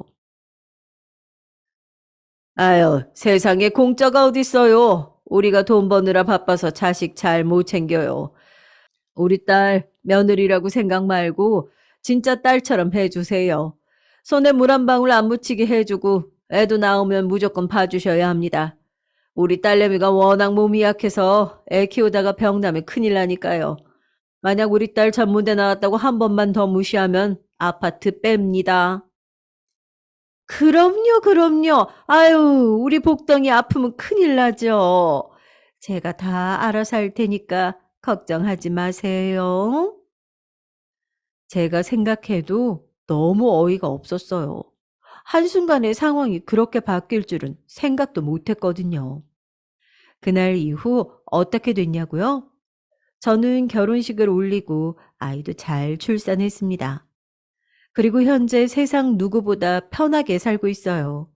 시어머니는 저를 그냥 딸도 아니고 금지 오겹으로 챙기십니다. 애도 봐주시고 제가 먹을 반찬까지 매일 해다 주세요. 더는 저에게 대학이니 직업이니 하는 이상한 소리는 절대 하지 않으십니다. 그래서 그런지 시어머니와 전혀 문제가 없어요. 저도 너무 신기할 지경이에요. 이제는 남편이 된 남자친구도 시어머니를 볼 때마다 농담으로 어떻게 저렇게 자본주의의 노예가 됐냐고 하지만 저는 나름 지낼만 합니다. 시부모님이 어떤 이유로든 저를 예뻐해 주시니 결혼 생활 하기에는 너무 편하더라고요. 가끔 제가 왜 이 좋은 결혼을 안 하려고 했나 후회할 때도 있다니까요. 요즘은 시어머니가 저더러 둘째도 낳으면 키워줄 테니 낳기만 하라는 소리까지 하셔서 귀찮아 죽겠습니다. 살다 보니 명문대든 사자 직업이든 다 필요 없네요. 돈 많은 친정이 있으니까 그 못된 시어머니도 저라면 벌벌 하시네요. 지금까지 긴 저의 이야기 끝까지 들어주셔서 감사합니다. 안녕하세요. 저는 남매를 키우며 남편과 행복하게 사는 50대 여자입니다. 제가 이렇게 저를 행복하게 살고 있다고 말하는 게 참 감회가 새롭습니다. 제 인생에 행복이라는 단어가 다시 등장할 줄 전혀 몰랐는데요. 요즘은 스스로 생각해도 참 행복하게 살고 있어요. 물론 여기까지 오는 게 쉽지 않았습니다. 그래서 오늘은 여러분께 제 인생에서 가장 통쾌했던 사연을 소개하고 싶어요. 저는 태어나길 서울에서 태어났고 무남 동료 외동딸로 유복한 집에서 자랐습니다. 어머니가 저를 가지고 아이를 더 낳고 싶어 하셨는데 쉽지 않았다고 해요. 애초에 제가 태어날 때도 엄마가 건강이 되게 위험하실 정도로 어렵고 힘들게 낳으셔서 그냥 저 한 명으로 만족하셨대요. 아들이 아니어도 아버지와 어머니는 저를 사랑만 해주시며 귀하게 키우셨습니다. 부모님에게 한 명뿐인 자식이고 집안이 여유로웠기 때문에 어릴 때는 행복한 기억만 있었어요. 아버지는 사업을 하셨는데 제가 태어나기 전부터 사업이 이미 잘 되었고 제가 자라면서 사업의 규모도 커졌기 때문에 아버지는 저를 복덩이라고 부르셨습니다. 그렇다고 엄청난 재벌까지는 아니었지만 그래도 지역에서 알아주는 부자였으니 저는 아무 결핍 없이 자랐어요. 학교에서도 선생님들이 예뻐하시고 친구들도 저에게 우호적이었습니다. 제가 초등학교 때는 도시락을 싸서 학교에 가져갔는데 우리 집 반찬이 너무 인기가 많아서 집에서 일하시는 가정부 이모님이 반찬통만 2통을 챙겨주셨죠. 어머니는 주변에 못 사는 친구가 있으면 최대한 챙겨주라고 하셨고 제가 부자라는 것을 자랑하지 말라고 어릴 때부터 말씀하셨습니다. 그래서 저는 어릴 때 가난한 친구가 있으면 집으로 데려가서 같이 놀고 밥도 먹고 했어요. 아버지 회사는 주로 제조업에 관한 사업이었다고 하는데 사실 저는 그렇게 잘 알지 못합니다. 그냥 어렸던 저는 제가 먹고 싶은 음식이 있으면 원 없이 먹어서 행복했고 주말에는 부모님과 같이 여행을 다녀서 좋았죠. 아버지는 그렇게 바쁜데도 주말에는 늘 시간을 내어 가족과 함께 하려고 노력하셨어요. 제 방 한쪽에는 놀러 가서 찍은 사진이 가득할 정도로 많은 경험을 하며 자랐습니다. 어머니는 집에 계셨는데 제가 학교에서 집에 오면 웃는 얼굴로 맞이하며 간식을 주셨어요. 친구들을 데려가면 편하게 놀다 가라고 하며 장난감도 꺼내주셨죠. 덕분에 학창 시절 내내 친구들과 선생님들에게 많은 애정을 받았고 저는 형제가 없어도 한 번도 외로움을 느낀 적이 없었습니다. 그렇게 저는 초등학교와 중학교를 나오고 고등학교는 우리 동네에서 유명한 명문 여자고등학교에 진학하게 됐어요. 거기엔 저처럼 집안이 유복한 친구들이 많았고 거기서도 우리 집의 재력은 뒤처지지 않았습니다. 원만한 교우 관계는 고등학교 때도 지속됐고 저는 공부를 열심히 해서 서울에 있는 대학교에 입학하게 됐습니다. 집이 서울에 있으니 집에서 대학을 다녔는데 공부만 하던 저에게 대학은 신세계였어요. 즐거운 대학 생활이 지나고 어느덧 졸업을 할 때가 되었는데 어머니가 저를 부르더니 진지하게 말씀하셨습니다. 좋은 선자리가 들어왔는데 한번 만나보는 게 어떠냐고 하길래 저는 아무 생각 없이 나가게 됐죠. 어려서부터 부모님이 저에게 하는 말씀은 다 옳은 말이었고 딱히 부모님께 반항했던 적도 없고 화목한 분위기라 엄마가 저렇게 말씀하는 거는 나쁠 게 없다고 생각했죠. 본격적으로 직접 만나기 전에 어머니한테 들은 정보로는 그 집도 상당히 여유 있는 집이었습니다. 아마 제가 그 집 아들과 결혼하게 된다면 우리 집도 그 집도 서로 이득인 상황이었어요. 그걸 알고 부모님끼리 자식들을 이어주려고 한 거죠. 그렇게 아직도 기억나는 을지로에 있는 카페에서 선을 보게 됐는데 처음 보자마자 들었던 생각은 굉장히 잘생겼다는 거였어요. 훤칠하고 잘생기고 성격도 좋아서 대화를 거의 주도하는 그 남자에게 저는 반하게 됐습니다. 낯가림이 심하고 다소 수줍음이 많은 저한테 당당하게 행동하면서 분위기를 이끄는 남자의 모습은 새롭게 다가오더라고요. 대학 때도 주로 여자친구들과 어울리며 지내서 제대로 된 연애도 해본 적이 없어서 첫 연애를 그 남자와 시작하게 됐는데 이름은 준철이었어요. 저보다 2살 많았던 오빠였고 대학을 졸업하고 아버지의 회사를 물려받기 위해 다니고 있다고 했습니다.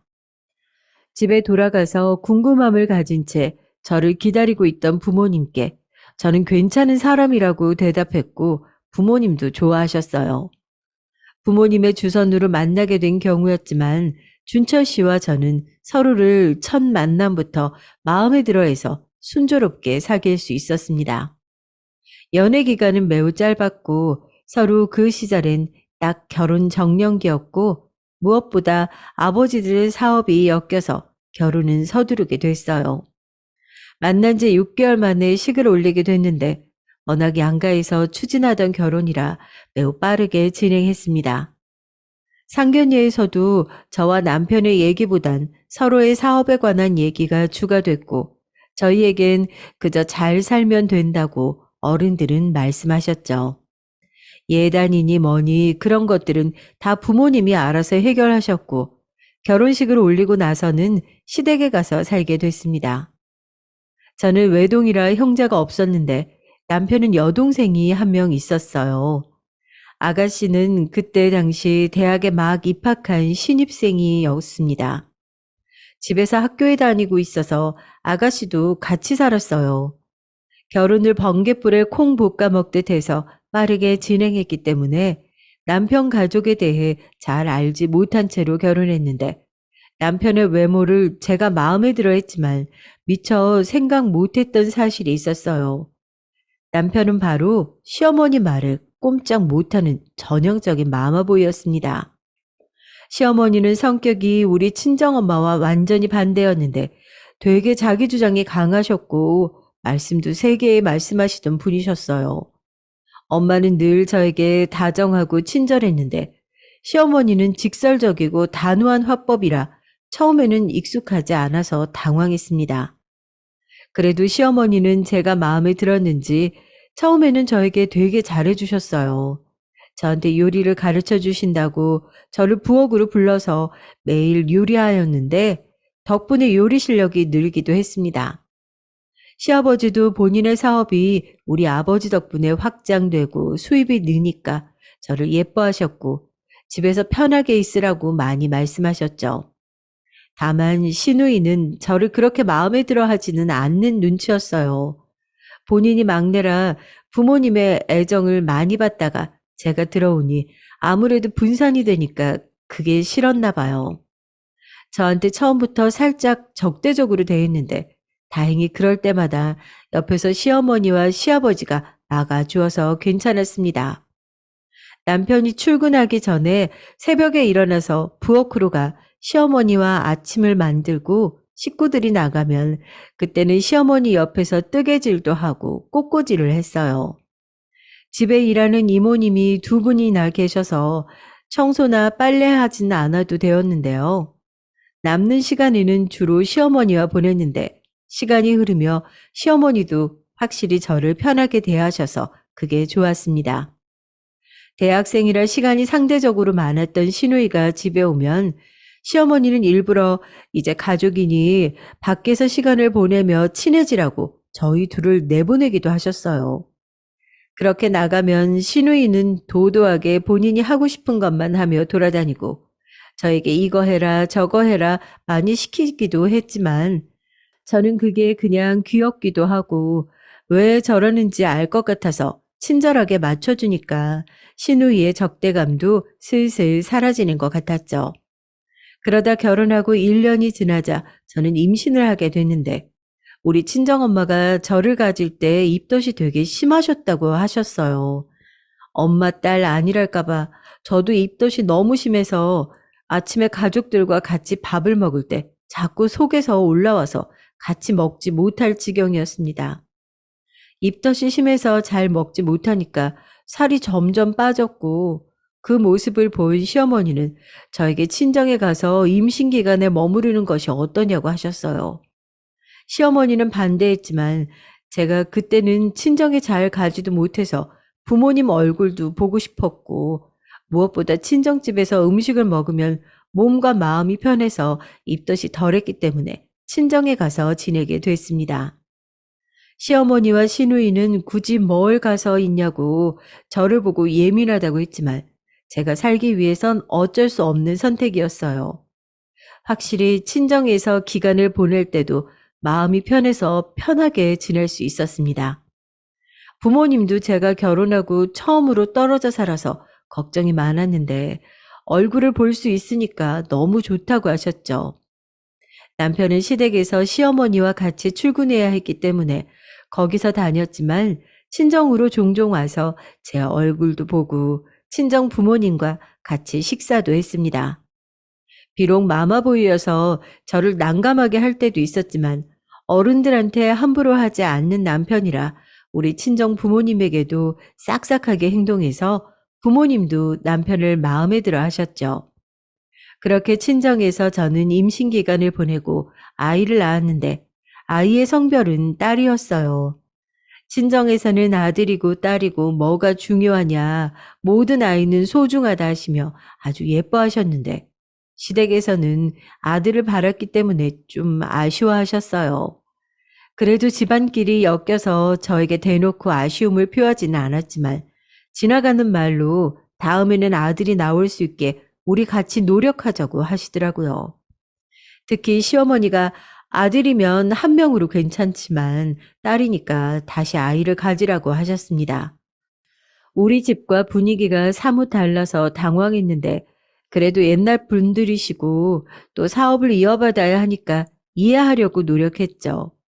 그때 우리 아버지 회사와 시아버지 회사가 합병할 준비도 시작했기 때문에 아들의 탄생을 기대했었거든요. 남편이 회사를 이어받으면 그때 아버지끼리 회사를 합병해서 하나로 합치자는 얘기가 계속 논의 중이라 제 임신이 화두에 올랐는데 남편도 바로 아이를 다시 가지자고 할 정도였습니다. 그러나 우리 어머니가 그러셨던 것처럼 아이를 가지는 게 저한테도 쉬운 일이 아니었어요. 그래서 일단 아이 생각은 잠시 접고 딸한테 집중하기 시작했습니다.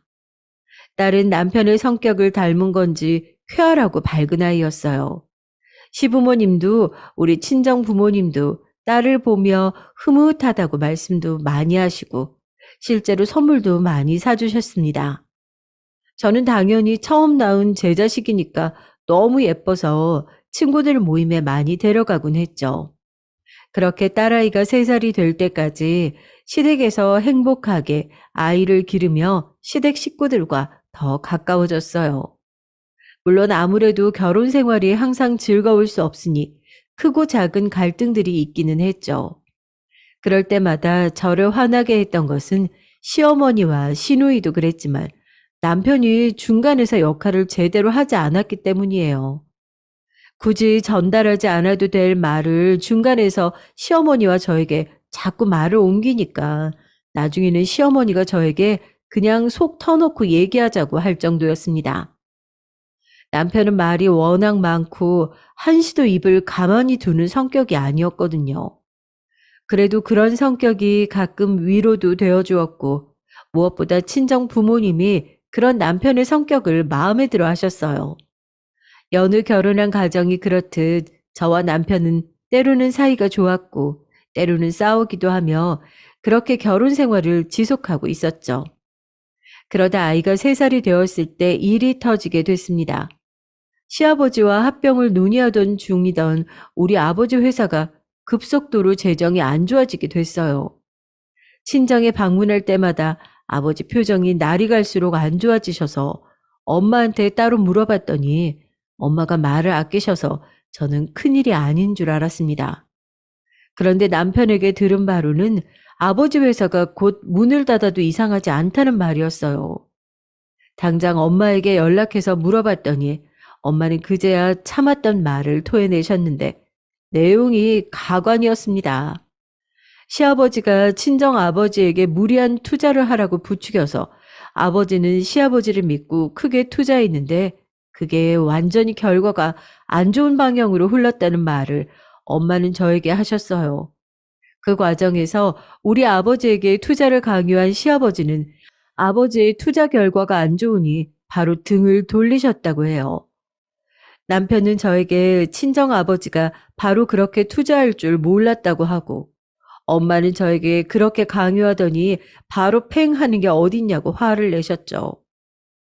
친정아버지는 다른 사람도 아니고 사돈에게 배신당할 줄은 몰랐다며 큰 충격을 받으셨습니다. 엄마는 이게 다 시댁의 노림수라고 상대적으로 조금 더 여유 있던 우리 집을 본인들 밑으로 내려가게 하려고 한 거라고 분노하셨죠. 시어머니는 모른 척 하시며 저에게 아버지 사업은 요즘 어떠냐고 다 알면서 물어봐서 저를 당황하게 했습니다. 시누이는 가만히나 있을 것이지 옆에서 쿡쿡 웃어가면서 말리는 신용하는데 바보 되는 느낌이 불쾌했어요. 그나마 남편이 옆에서 다들 왜 그러냐고 막아주어서 그나마 버틸 수 있었습니다. 웬만하면 화를 내지 않는 친정엄마도 이런 경우가 어딨냐고 말씀하셨지만 친정 부모님은 아이까지 낳은 저를 보고 꾹 참으셨어요. 그러다 곧바로 이번에는 시아버지가 크게 실패하시게 됐는데 온전히 시아버지의 선택이 잘못된 선택이었죠. 그 과정에서 우리 아버지는 아무것도 건들지 않았는데 시아버지가 단독으로 본인 회사에 치명적인 선택을 하셨고 그걸 열심히 아버지가 도와서 망하지 않게 해주셨죠. 아버지 회사도 위태로웠는데 그래도 제 시댁이라고 아버지는 노력하신 거였어요. 그래도 같이 다 망하는 것보다 이게 낫다며 아버지는 저를 오히려 위로하셨습니다. 그렇게 한바탕 사건이 흐르고 양가는 타격을 둘 다 입어서 한동안 집안 분위기가 흉흉해서 명절이나 생일 때도 좀처럼 웃음을 찾기 힘들었어요. 그래도 저는 아이만 보며 버티고 버텼고 남편도 그때는 제가 무너지지 않게 옆에서 심적으로 많이 도와주었습니다. 제가 시아버지에게 실망했어도 남편이 자기가 회장이 되면 다 보상해준다고 미안하다고 사과해서 제 마음이 조금 유해졌었죠. 하지만 살얼음판을 걷던 집안 분위기가 와장창 깨지게 된 사건이 발생했는데 아이가 5살 때였어요. 시아버지에게 배신당하고 홀로 회사를 지키려고 열심히 고군분투하시던 아빠가 그만 쓰러지게 됐습니다. 어떻게든 회사는 지켜야 한다고 밤낮 없이 일하고 집에 와서 쉬지도 못한 채로 열심히 서재에 박혀서 일만 하던 아버지는 그만 과로 때문에 병원에 입원하시게 됐어요. 아버지가 맡던 일이 매우 많았는데 그렇게 공백으로 자리가 있으니 당연히 회사는 제대로 굴러가지 않았습니다. 급한 대로 제가 부탁해서 남편이 친정 회사를 구하려고 했지만 역시 역부족이었고 그렇게 친정 아버지의 사업은 막을 내리게 됐어요. 정확히 말하자면 우리 친정 회사가 시댁 밑으로 들어가서 예전처럼 동등한 관계로 어깨를 나란히 하는 게 아니고 우리 회사가 시댁의 자회사로 들어갔다고 생각하시면 될 것 같습니다. 아버지는 이미 그 전에 쓰러지셨는데 소식을 듣고 충격으로 돌아가시게 됐죠. 아버지 상태가 걱정돼서 제가 일단 비밀로 하고 나중에 상황이 안정되면 그때 말씀드리자고 했는데 시어머니가 병문안을 와서 있었던 일을 다 말한 걸로 알고 저는 화를 참을 수 없었어요. 회사도 망하고 아버지도 돌아가시고 충격에 엄마는 실어증에 걸리게 되셨죠. 정신적으로 큰 충격이 와서 정상적인 생활도 불가했고 살고 있던 집도 팔고 작은 집으로 옮겨야 했습니다. 엄마는 말을 완전히 잃기 전에 저에게 시댁 때문이라고 우리 아버지가 쓰러지셨을 때도 시댁이 조금만 재정적으로 딱 2달만 도와줬어도 어떻게 굴러가긴 했을 텐데 너무하다고 울분을 토하셨죠. 아버지가 배신당하고도 시아버지 회사가 휘청거렸을 때 도움의 손길을 건넸는데 어떻게 이렇게 망하기를 기다린 사람처럼 그럴 수 있냐고 화를 내셨습니다. 엄마는 돈이 그렇게 중요하냐고 어떻게 한치 앞을 못 보냐고 아이까지 낳았는데 이럴 수가 있냐고 분노하시고 곧 실어증에 걸리셔서 말을 하지 않게 됐죠.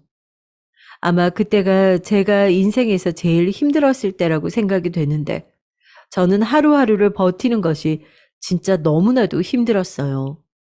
시댁에서는 우리 집이 파탄난 것을 가까이서 보고 마치 자기들이 은혜를 베푸는 것처럼 저를 위로했는데 하나도 귀에 들어오지 않았고 가증스러웠어요. 남편에게도 실망했고 시댁 식구들은 꼴도 보기 싫었는데 제가 할 수 있는 게 아무것도 없다는 사실이 저를 너무 힘들게 했습니다. 엄마는 작은 집으로 이사 가서 힘들게 살고 저는 대학을 나오고 바로 결혼해서 할 수 있는 게 아무것도 없었거든요. 아이가 있으니 깔끔하게 이혼하고 갈라서는 것도 불가하고 우리 집을 망하게 만든 곳에서 저는 아이와 함께 살아야 했어요. 시아버지의 회사는 우리 아빠가 남긴 소중한 지적 재산을 다 가로채서 더 승승장구하게 됐죠. 그때부터 저는 이미 마음속으로 시댁에 대한 존중은 사라졌지만 현실적으로 시댁을 박차고 나갈 수도 없었어요. 당연히 마음 같아선 시댁을 갈아엎고 당신들이 사람이냐고 소리 지르고 난리치고 싶었는데 저한테는 아무 능력도 없었고 가진 거라곤 저만 바라보는 딸과 친정 엄마뿐이었죠. 그렇게 시댁에서 버티고 있으니 시어머니는 본격적으로 저를 괴롭히기 시작했습니다. 시누이야 뭐 원래 저를 미워했으니 이때만을 기다렸다는 듯 행동하더라고요. 집에서 빨래 및 청소와 요리 등 집안일을 담당하시는 이모님이 두 분이나 계셨는데 시어머니는 이모님을 해고하고 저한테 모든 집안일을 시키셨어요. 새벽 5시부터 일어나서 청소하고 빨래를 해도 시어머니는 더럽다고 먼지가 이게 뭐냐고 저를 들들 볶으셨고 기껏 정성을 담아 요리해도 다시 하라고 하셨습니다. 진짜로 청소나 빨래가 마음에 들지 않는 것이 아니고 그냥 트집을 잡고 싶어 하는 것 같았어요. 시아버지는 저한테 뭐라 하거나 괴롭히진 않았는데 그렇다고 그런 시어머니의 행동을 제지하지도 않고 그저 방관하셨어요. 어렸을 때부터 여유 있게 자라서 친정집에서도 일하는 이모님이 계셔서 저는 집안일을 태어나서 해본 적이 그때가 처음이었습니다. 당연히 빨래나 청소가 익숙하지 않았고 그래서 구박도 많이 받았어요. 시어머니는 제가 조금만 표정이 안 좋아도 싫으면 네가 나가라고 하셨죠. 당장 나가면 진짜 길바닥에 앉아야 하니까 버티고 버텼는데 시누이와 부딪히는 일도 많았습니다. 언니, 이 옷 망가졌잖아요. 이렇게 세탁하면 어떡해요? 미안해요. 제가 잘못 봤어요. 다리미로 피면 괜찮을 거예요. 금방 해줄게요. 이거 제가 손빨래라 하라고 했잖아요. 언니 이거 물어낼 수 있어요? 돈도 없으면서. 아, 짜증나. 아가씨는 제가 원피스 빨래를 잘못해서 주름이 잡혔다고 화를 내며 원피스를 제 앞으로 던지기도 했습니다. 찢어지거나 오염 때문에 입지 못할 지경도 아니고 단순히 주름이 잡혔다는 이유로 저렇게 화내는 신우를 보니 비참하기 짝이 없었죠. 그 뒤에 온 말은 더 제 마음속에 콕 박혔는데 아가씨는 저를 돈도 없으면서 왜 그러냐고 대놓고 말했어요. 저렇게 말을 해도 그 집에서 시누이를 말릴 만한 사람이 없었으니 어찌 보면 시누이는 물 만난 물고기였습니다. 그러다 또 어느 사건이 터졌는데 제가 대학에 들어갈 때 아버지가 백화점에 가서 큰 돈을 주고 고급 원피스를 사주신 게 있어요. 흰색이고 무릎까지 오는 긴팔 원피스고 가슴 쪽에 브로치도 있고 벨트까지 있어서 매장에서 제일 비싸게 팔던 원피스예요. 아버지는 저에게 대학에 가서 입고 다니라고 사주셨는데 저는 막상 아까워서 몇 번 입지도 못했던 원피스랍니다. 아끼는 거라 중요한 자리에만 입고 다녔는데 예를 들면 졸업사진을 찍거나 중요한 발표 자리에 입고 다녔어요. 무려 시부모님에게 처음 인사를 올 때도 입었던 원피스입니다. 그런데 신우가 그 원피스가 마음에 들었는지 저한테 말도 전혀 하지 않고 그 원피스를 입고 나갔다가 커피를 쏟아서 들어왔어요. 언니, 이거 내가 오늘 밖에 입고 나갔는데 커피 조금 흘렸어요. 아마 세탁하면 괜찮을 거예요. 아가씨, 그래도 말도 없이 입고 나가면 어떡해요. 저는 아가씨 입고 나간 줄도 몰랐네요. 네? 지금 언니 저한테 짜증내는 거예요? 진짜 어이없어. 이깟 옷이 뭐라고 저한테 그래요? 옷이 아까워서 그런 게 아니고, 그래도 말은 하고 입을 수 있잖아요. 아가씨가 미리 말하면 저는 당연히 입고 나가라고 했을 텐데. 어, 그만! 아주 무서워 죽겠네. 돈 줄 테니까 그만해요. 누가 보면 옷에 금가루라도 칠한 줄 알겠네. 아가씨는 진짜 그 자리에서 가방을 열고 지갑을 꺼내서 저에게 10,000원짜리를 던졌어요. 이때는 저도 참을 수가 없어서 지금 뭐 하는 거냐고 크게 화를 냈고 옆에서 저에게 딱 달라붙어 있던 딸은 급기야 울기 시작했습니다.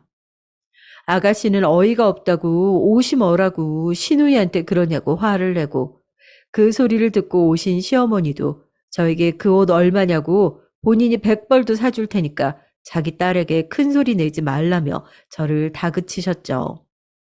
저는 옷의 가격 때문에 시누이에게 그런 게 아니고 그 옷이 저에게는 너무 특별한 옷이었고 돌아가신 친정 아버지가 저에게 일부러 사준 거라 진짜 의미가 남달랐던 옷이었거든요. 말도 하지 않고 입고 나간 시누이는 자기가 피해자인 척 하기 시작했고, 조용하던 시아버지도 저에게 뭘 그렇게 유난이냐는 식으로 말해서 상처를 많이 받았습니다. 제가 제일 상처받았던 반응은 남편이었는데요. 그래도 우리 집이 망하기 전까지는 중간에서 중재하는 역할을 많이 하려고 노력했었거든요. 그런데 친정 아버지가 돌아가신 뒤로는 완전히 시댁편이었고, 특히 예전부터 보이던 마마보이 증상이 더 심해졌습니다. 시누야 어리기라도 하고 처음부터 저를 미워했기 때문에 시누이에게 상처받진 않았는데, 남편의 반응은 저에게 충격적이었어요. 그게 뭐라고 집안 분위기를 이렇게 만들어? 아, 옷이야 다시 사면 되잖아. 그 옷 아빠가 나한테 입학 선물로 사준 옷이라고 했잖아. 나한테는 의미가 많다고. 아, 그럼 내가 똑같은 걸로 사줄게. 그럼 그만할래? 진짜 당신 왜 이러는 거야? 진짜 벽과 얘기해도 이렇게 얘기가 안 통하진 않겠다 생각이 들 정도로 남편의 반응은 어이가 없었어요. 남편은 제가 얘기하면 귀찮다는 식으로 반응했고, 나중에는 저리 가라고 손을 휘휘 휘젓기까지 했습니다. 남편의 저런 짓은 날이 갈수록 심해졌는데, 급기야 나중에는 바람까지 피웠어요. 심지어 저도 아는 사람이었는데 제 대학 후배였어요. 친정 사업이 무너지기 전에 남편과 사이가 좋을 때 몇 번 동창회에 같이 나간 적이 있는데, 거기서 따로 연락처를 주고받았나 보더라고요. 제가 큰 배신감에 남편에게 바람 피우는 거냐고 물었더니 남편의 반응은 충격적이었습니다. 어, 왜? 아니, 우리 집은 아들이 중요하다고 몇 번을 얘기해. 미정이는 자기가 아들 낳아줄 수 있다더라. 너도 말이라도 좀 그렇게 해봐. 아들 낳는 게 그렇게 쉽니? 아니, 가지고 싶다고 가져지는 거야? 그게 나만 노력해서 되는 일이야? 그럼, 아, 네가 아들을 낳던가. 아, 왜 난리야? 진짜 짜증나게 하네. 왜? 당신 유부남이야. 아, 진짜 왜 이래? 정신 차려. 우리 딸 얼굴 보는 거 민망하지도 않아? 나중에는 울면서 얘기하자 남편은 한숨을 쉬며 저를 무시했어요. 시댁 식구들은 심하게 시집살이를 시키고 남편은 바람을 피우고, 제가 시댁에 계속 있을 이유는 전혀 없었지만 그래도 시댁에서 못 나가고 있던 이유는 아이였습니다. 시아버지는 그래도 자기 아들의 핏줄이라고 딸에게는 부족함 없이 베풀고 있었거든요. 아이가 그때 초등학교 1학년이었는데 유명한 사립 초등학교에 보냈었고 사교육도 시키고 있었습니다. 물론 시어머니는 그것도 싫어하셨어요. 오히려 남편의 바람을 알고도 눈 감아 주셨거든요. 아니, 눈 감아 주는 것을 떠나서 아들을 낳아오면 당장이라도 저를 내보내고 제 후배와 재혼을 시키려는 것 같았습니다. 진지하게 자립할 직장을 알아봐야지 생각했는데, 시댁의 2층 집을 제가 홀로 집안일을 하니 그것도 쉽지 않았어요. 식당에 가서 일하는 조건을 물어봐도 저에게 부잣집 며느리가 무슨 일이냐고 물었고, 결국 제가 구직을 하고 있다는 소식은 돌고 돌아 시어머니 귀에 들어갔어요. 시어머니는 저에게 배신자라고 혼자 몰래 돈 벌어서 집 나갈 생각 중이냐며 화를 냈죠. 이래도 뭐라 하고 저래도 뭐라 하는 것은 저도 이미 알았는데, 집을 못 나가게 하는 건 무슨 심보인지 아직도 모르겠습니다. 이걸 다행이라고 말해도 되는지 모르겠지만 시아버지는 남편의 바람을 마음에 들어 하지 않았어요.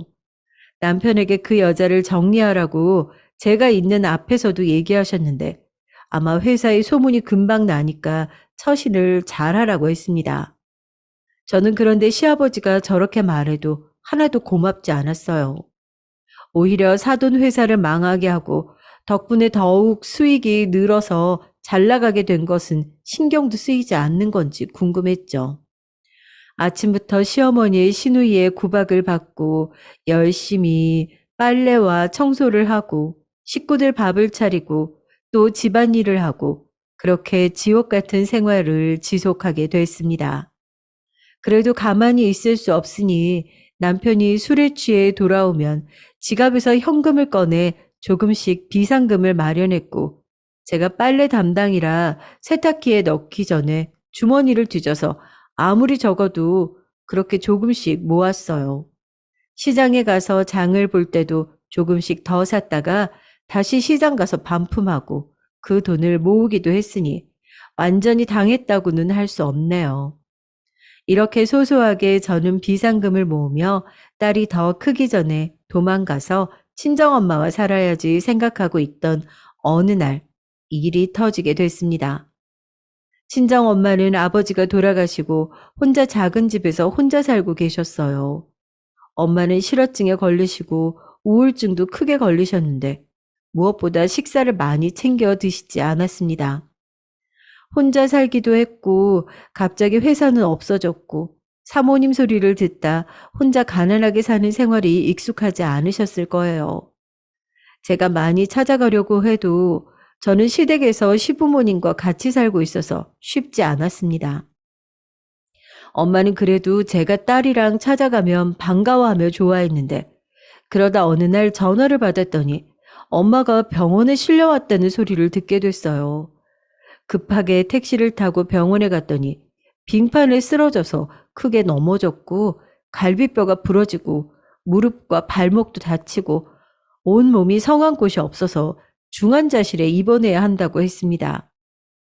그렇게 엄마를 입원시키고 일부러 시댁에는 말하지 않고 그동안 모아두었던 비상금으로 입원비를 대신하고 있었는데요. 엄마의 입원 기간이 늘어나자 비상금은 바닥을 보였고 더 버티기가 힘들어졌어요. 결국 시아버지에게 말을 했는데 시아버지는 친정아버지가 생각나신 건지 다행히 병원비를 주셨는데 문제는 시어머니와 시누이였습니다. 저한테 엄마 병원비가 얼마인지 아냐고, 이런 시댁을 본 적이 있냐고 매일 제 얼굴을 볼 때마다 말씀하셨어요. 아무리 구박해도 실질적으로 엄마 병원비를 시댁이 내주고 있으니 저는 심해지는 괴롭힘에도 아무 말도 할 수가 없었죠. 남편은 대놓고 바람을 피우고 시어머니는 병원비로 저를 괴롭히고 시누이는 제 얼굴만 보면 무조건 뭐라 하고 넘어가는데도 집을 나오지 못했어요. 시댁은 그때 이제 시아버지가 슬슬 경영권을 남편에게 넘기려고 하는 중이었는데 사실 되게 불법적인 일도 많이 했었습니다. 대놓고 사기도 치고 편법으로 진짜 돈을 벌기 위해 눈이 뒤집힌 사람들이었어요. 마음 같아선 당장 경찰에 신고하고 싶었는데 그럴 수도 없었죠. 그렇게 1년이 지나 시어머니는 언제까지 엄마 병원비를 내줘야 하냐고 저에게 말하며 눈치를 많이 주기 시작했습니다. 남편하고 저는 말도 잘 안 섞기 시작했고 시누이는 결혼해서 나갔는데 결혼 전처럼 시도 때도 없이 시댁을 와서 변한 건 없었어요. 사실 그때 병원에서 저에게 엄마가 수술해야 한다고 했는데 그 수술비가 몇 천만 원이 넘어갔는데도 수술을 해도 살 수 있는 기간이 길지 않다고 했습니다. 수술 성공 확률도 낮았고 그냥 나이도 있으시고 편히 돌아가시게 하는 것도 좋다고 의사는 저에게 말했는데 저는 딸이니까 자식으로서 그래도 마지막 남은 희망으로 수술을 하려고 했어요. 하지만 제 부탁을 시부모님은 들어주지 않으셨습니다. 아니, 이제까지 들어간 비용도 얼마인지 알기는 해? 양심이 있으면 수술은 하면 안 되는 거야. 시어머니는 특히 저에게 삿대질까지 하며 화를 많이 내셨어요. 남편에게 부탁해도 그만 엄마를 보내주라고 하며 돈 부탁을 하지 말라고 했고요. 우리 아버지 회사를 먹고 생긴 돈이 엄마 병원비를 다 내고도 남았을 텐데 시댁 식구들의 반응에 상처를 받았습니다. 우리 엄마가 아프게 된 이유도 사실 시댁 때문이잖아요.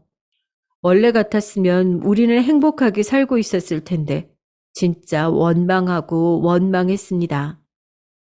엄마는 소리를 내지 않고 입을 벌려 저에게 집에 가고 싶다고 하셨고 결국 수술을 포기하고 퇴원하고 엄마가 혼자 살던 집으로 오게 됐어요.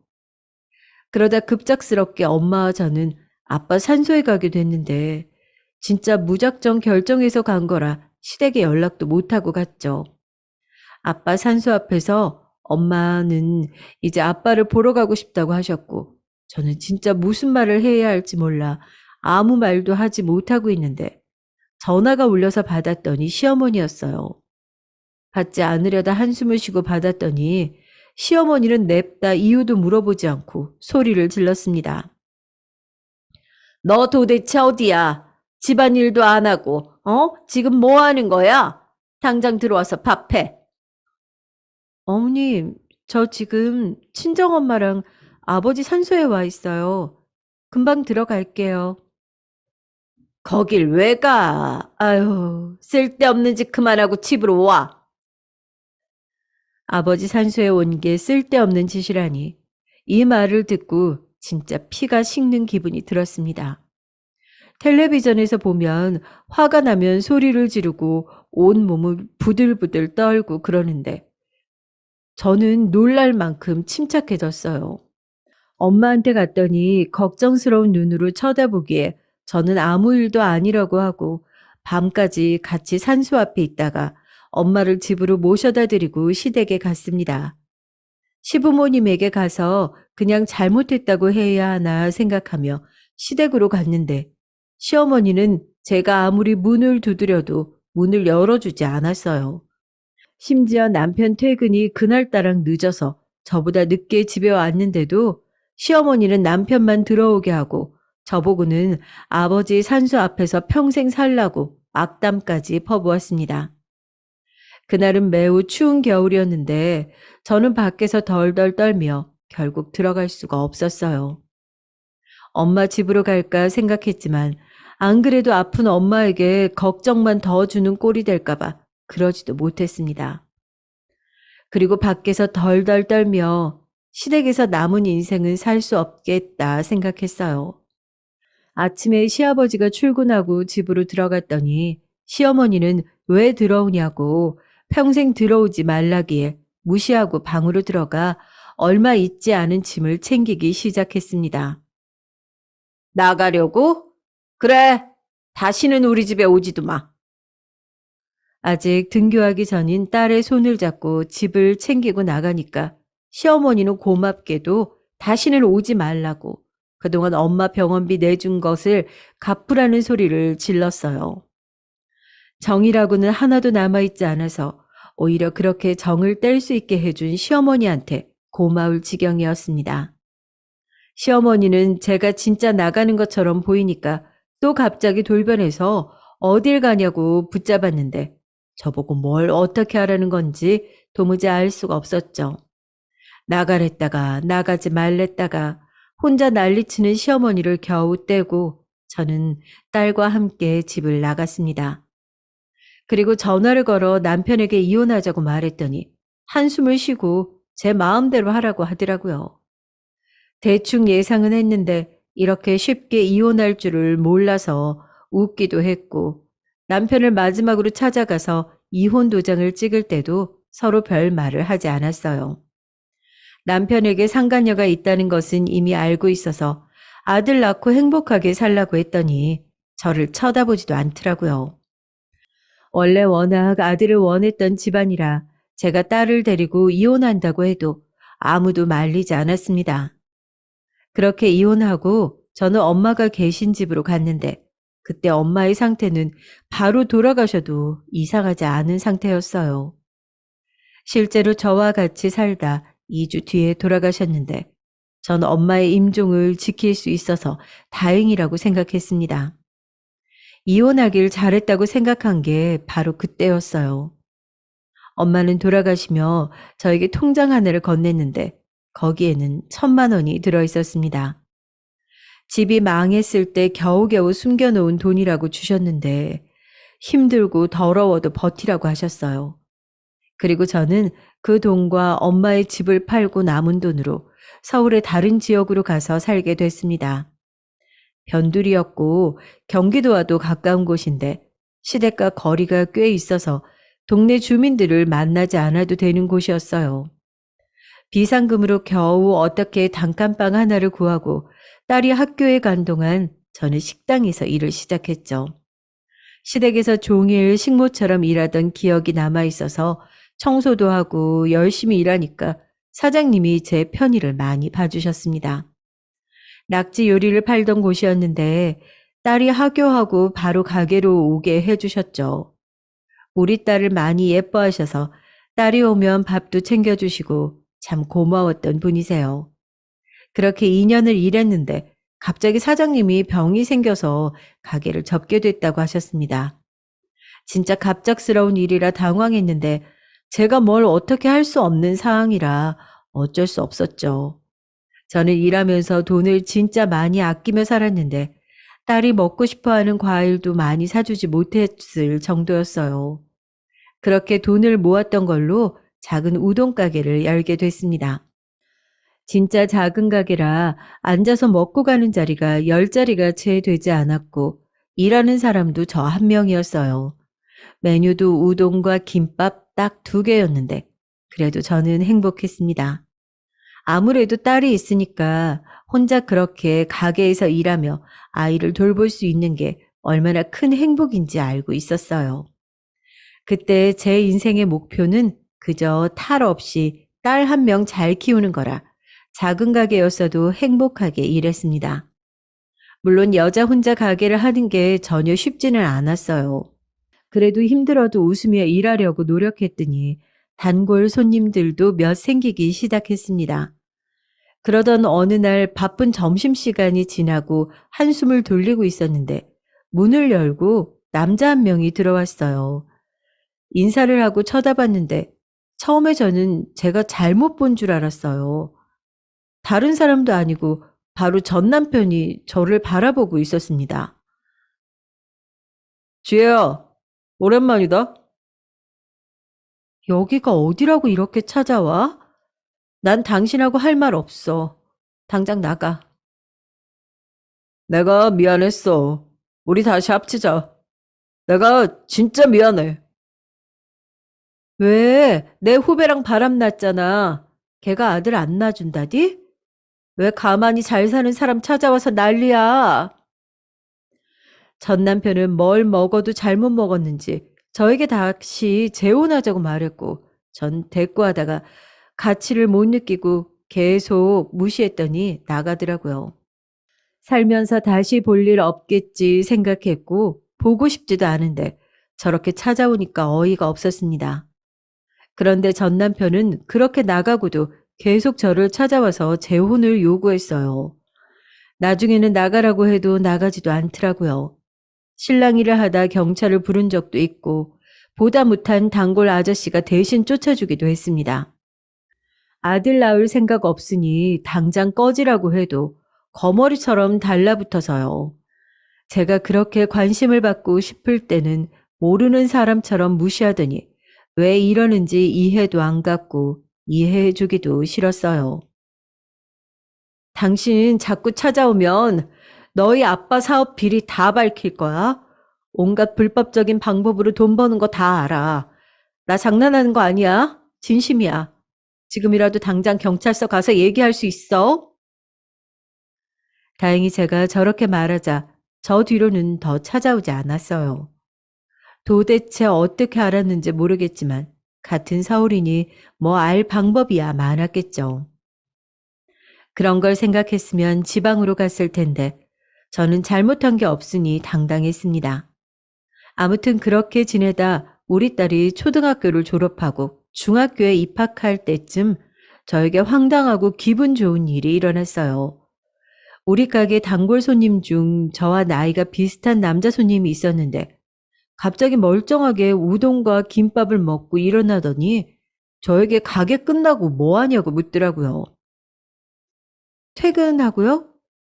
집에 가야죠. 그러지 말고 오늘 저랑 밥 먹어요.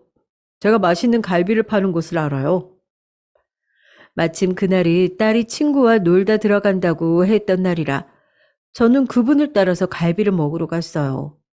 갈비를 먹고 바로 집에 갔는데 그 단골 손님은 그 뒤로도 저에게 같이 밥을 먹자고 종종 요청했습니다. 그 횟수가 늘면서 저도 이 손님이 나에게 단순히 밥을 먹자고 부른 게 아니라고 깨닫게 됐죠. 하지만 저는 딸이 있었고 전 남편과의 결혼 생활이 즐겁지 않아서 재혼할 생각은 전혀 없었습니다. 본인을 태평이라고 소개한 단골 손님은 저보다 2살 어렸고 무려 직업이 검사였는데 끊임없이 구애하기에 제가 대놓고 말했어요. 저 딸 있는 거 보셨어요? 이혼하고 혼자 이렇게 가게 운영하면서 돈 버는 거예요. 상관없어요. 이미 따님 있는 거 잘 알고 있습니다. 부모님이 어떻게 생각하시겠어요? 잘 키워서 검사 만들어 놨더니 애 딸린 이혼녀랑 사귄다고 알면 난리 날걸요? 그 부분은 신경 쓰지 않으셔도 됩니다. 저 고아예요. 처음에 말을 듣고 저는 당연히 거짓말이라고 생각했어요. 그냥 말을 무시하고 묵묵히 장사했는데 자꾸 계속 결혼하자고 찾아오는데 저도 사람이라 저한테 잘해주고 다 상관없다고 하는 사람이 싫지 않았습니다. 엄마도 떠나시고 시댁 식구들한테 배신당하고 안 그래도 마음이 외롭고 쓸쓸했는데 태평 씨는 확실히 저한테 큰 위안이 되었죠.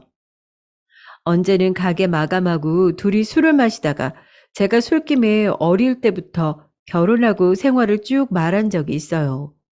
자랑도 아니고 어디 가서 제 얘기를 그렇게 한 적이 없는데 다소 충동적인 행동이었는데 저도 모르게 술이 들어가니까 말이 술술 나왔죠. 태평 씨는 제가 그렇게 말해도 말을 끊거나 하지 않고 그저 가만히 얘기를 다 들어주고 나중에 저를 안아주었습니다. 그동안 수고했다고 이제 신경 쓰지 말고 남은 인생 행복하게 살라고 얘기하기에 그때 처음으로 이 사람과 결혼하고 싶다는 생각이 들었어요. 하지만 저는 딸의 의사가 제일 중요해서 딸에게 물어봤더니 딸은 마치 그때만을 기다렸던 것처럼 제가 결혼했으면 좋겠다고 하더라고요. 전 남편과의 기억이 그다지 좋지 않았고 시댁 식구들이 딸에게 딱히 잘했던 것도 전혀 아니니 딸의 반응이 이해되지 않는 것은 전혀 아니었습니다. 그렇게 우리는 결혼하게 됐는데 결혼 준비를 하며 알게 된 사실은 태평 씨가 진짜 고아였고 유복하게 자라다 부모님이 사고로 돌아가셔서 대학생 때부터 혼자였다고 하더라고요. 유산이 있기도 했고 본인이 공부도 잘해서 검사가 됐는데 무려 제가 첫 여자였대요. 이제까지 공부하느라 바빴고 본인의 인생이 안정될 때까지 연애하지 않고 있었는데 우연히 제 가게에 와서 제가 열심히 일하는 모습을 보고 이 여자다 싶었다고 합니다. 우리는 결혼식은 올리지 않았고 그 대신 반지를 나눠가지고 딸하고 셋이서 그리스에 다녀왔어요. 거기서 서로 진심 어린 편지도 주고받고 딸과 앞으로 어떻게 살지 얘기도 하고 서로에 대해 더 많은 것을 알게 된 소중한 시간이었습니다. 남편은 결혼하고 본인이 버는 돈이 많으니 제가 가게를 접어도 된다고 했는데 정중하게 거절했어요. 식당은 단순히 돈을 버는 수단이 아니었고 제가 인생을 행복하게 살 수 있게 만들어준 소중한 존재였습니다. 그 식당을 운영하며 남편을 만날 수 있었고 또 이미 단골도 많이 생겨서 그만두는 게 쉽지 않았어요. 사람들은 각자 사연이 하나씩 있는데 단골들이 들려주는 세상 이야기도 즐거웠습니다. 그런 저를 남편은 존중해줬고 대신 몸이 무리하지 않게 주말과 공휴일에는 꼭 쉬고 저녁 시간은 남편과 딸과 셋이서 보내는 것으로 합의를 했어요. 아침에 일어나서 남편을 출근시키고 딸을 학교 보내고 저는 가게에 출근해서 열심히 일하고 퇴근한 남편과 딸과 셋이 밥을 먹는 생활은 저를 아주 행복하게 만들었습니다. 남편 일이 바빠서 야근하는 날도 많은데 그럴 때는 딸과 남편 회사 앞으로 찾아가서 같이 근사한 저녁을 먹고 우리는 먼저 집에 오기로 했는데 그것조차 행복했어요. 그렇게 더할 나위 없이 즐거운 결혼 생활을 하고 있었는데 어느 날 전 남편이 또 저를 찾아왔습니다. 한동안 안 찾아와서 저를 잊은 줄 알았더니 이 인간이 도대체 왜 왔는지 기가 찼어요. 내가 잘못했어. 다시 합치자. 아들 안 나와도 돼. 우리 엄마한테 그렇게 잘하는 사람은 너밖에 없어. 제발 돌아와줘. 내가 미안해. 무릎이라도 꿇을게. 여러분, 속이 뒤집힌다는 표현은 이때 쓰는 게 맞겠죠? 혹시나 했지만 역시나 전 남편이 저를 찾는 이유는 시어머니 때문이었습니다. 제가 집안 살림을 몇 년 동안 노예처럼 했으니 제가 제일 잘하겠죠. 그걸 못 잊고 절 찾아와 저딴 말을 내뱉는 남편을 보니까 대꾸할 가치도 못 느껴서 그저 쫓아내고 문을 잠갔어요. 어차피 돈이 목적인 장사가 아니니 가게 문을 닫더라도 저 인간을 보지 않는 게 정신 건강에 훨씬 좋았습니다. 그렇게 그날은 장사를 쉬고 밤에 남편에게 있었던 일을 말하니까 남편은 곰곰이 듣더니 나중에 또 그런 일이 있으면 당장 자기를 부르라고 했어요. 그리고 다음 날이 됐는데 전날에 그렇게 쫓겨난 남편이 다시 오면 진짜 남편이나 경찰을 부르려고 했는데요. 그런데 우리 가게에 나타난 사람은 남편이 아니었습니다. 저는 진짜 기절하는 줄 알았는데 바로 제 앞에 나타난 사람은 시어머니와 시누이였어요. 이혼하고 몇 년을 못 봤는데 제가 어떻게 그 얼굴들을 잊었겠어요. 잊고 싶어도 잊을 수가 없는 얼굴들이 가게에 들어오는데 그 장면이 느린 화면처럼 보였습니다. 김밥을 자르다 멍하니 멈춰 보기 싫은 얼굴을 바라보는데 저를 보자 시누이가 특유의 업신여기는 표정을 짓더라고요.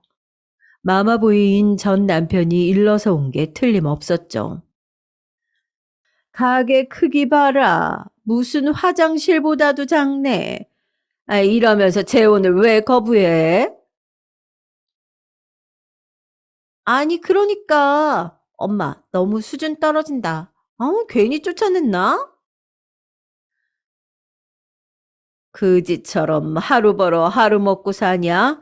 아유, 그냥 다시 돌아와라. 다 잊고 용서해 줄게. 가게 안에 있던 손님들께 양해를 구하고 내보냈는데 손님들은 다행히 아무 탈 없이 나가 주셨어요. 이혼하고 나와도 이렇게 시댁 식구들을 마주해야 한다는 현실이 믿기지 않았고 도대체 이 인간들이 저에게 왜 이러나 싶어서 뭐라고 한마디 하려는데 그 순간 가게 앞에 벤츠 하나가 주차하는데 그 차는 아무리 봐도 현 남편 차였어요. 남편은 차에서 내려 가게 안으로 들어오며 저를 바라봤죠. 여보, 이 사람들 누구야? 어, 전 시댁 사람들. 전 남편에게 찾아오지 말라고 했더니 자기 엄마랑 동생을 보냈네. 남편은 시어머니와 시누이를 가만히 바라보더니 조용히 명함을 건넸어요. 시어머니와 시누이는 명함을 받고 두 얼굴이 사색이 됐습니다. 검사라는 것을 보자 저를 그렇게 비아냥댄 사람들은 어디 가고 아무 말도 하지 못하는 모습이 웃기지도 않았어요. 그렇게 가게를 나가려는 시어머니와 시누이 앞을 가로막고 저는 남편에게 말했습니다. 여보, 요즘도 불법적인 방법으로 돈 버는 회사들 잡아 넣을 수 있지? 제가 이렇게 말하자 시어머니는 꿀먹은 벙어리처럼 가만히 있다가 갑자기 지금 무슨 소리를 하는 거냐고 저에게 소리를 질렀죠. 남편이 제 앞을 가로막자 또 태도를 바꾸었습니다. 우리가 미안하다. 다시는 찾아오지도 않고 아들에게도 말해서 얼굴 보일 일 없게 하마. 그리고 둘이 도망갔는데 저는 그걸 그렇게 내버려 두고 싶지 않았어요. 우리 아버지와 어머니가 돌아가신 이유도 다 저 거지 같은 시댁 때문이잖아요. 그래서 저만 혼자 알고 있던 시댁의 비리를 다 남편에게 말했습니다. 남편은 자기가 알아서 하겠다고 저에게 이제 더 신경 쓰지 않아도 된다고 했는데 나중에 얘기를 들어보니 시댁의 회사는 책임을 피할 수 없다고 했어요. 솔직히 저만 찾아오지 않거나 비아냥거리지 않았으면 그냥 눈 감아주려고 했는데 괘씸해서 가만둘 수가 없었습니다. 그렇게 검찰 조사를 받게 되니 시어머니는 저한테 연락 와서 미안하다고 엉엉 울며 한 번만 살려달라고 난리를 치더라고요. 시아버지도 이혼하고 처음으로 저에게 연락해서 과거에 미안했다고 하는데 그렇게 미안하면 애초에 미안할 짓을 하지 말지 생각만 들었죠. 그 과정을 거치고 부모님 산소에 갔는데 예전처럼 삶이 막막하지도 않고 이제 두 발 뻗고 잘 수 있어서 얼마나 좋은지 모르겠어요. 든든한 현 남편도 언제나 제 편이고 우리 딸도 공부도 잘하고 말도 잘 듣고 무엇보다 지금 남편과 너무 잘 지내고 있습니다. 그리고 여러분, 저 아이도 낳았는데 그렇게 시댁에서 원하던 아들이에요. 현 남편과의 아이인데 우리는 낳기 전에 아들이어도 딸이어도 둘 다 괜찮다고 했거든요. 그런데 아들이 나왔습니다. 아들을 보니까 저에게 그렇게 아들을 낳으라고 했던 전 시댁 식구들이 생각나더라고요. 그렇게 그들이 원하던 아들도 낳고 저는 지금 새로 생긴 소중한 가족과 남은 인생 행복하게 살려고 합니다. 여러분, 다사다난했던 제 사연은 여기까지예요.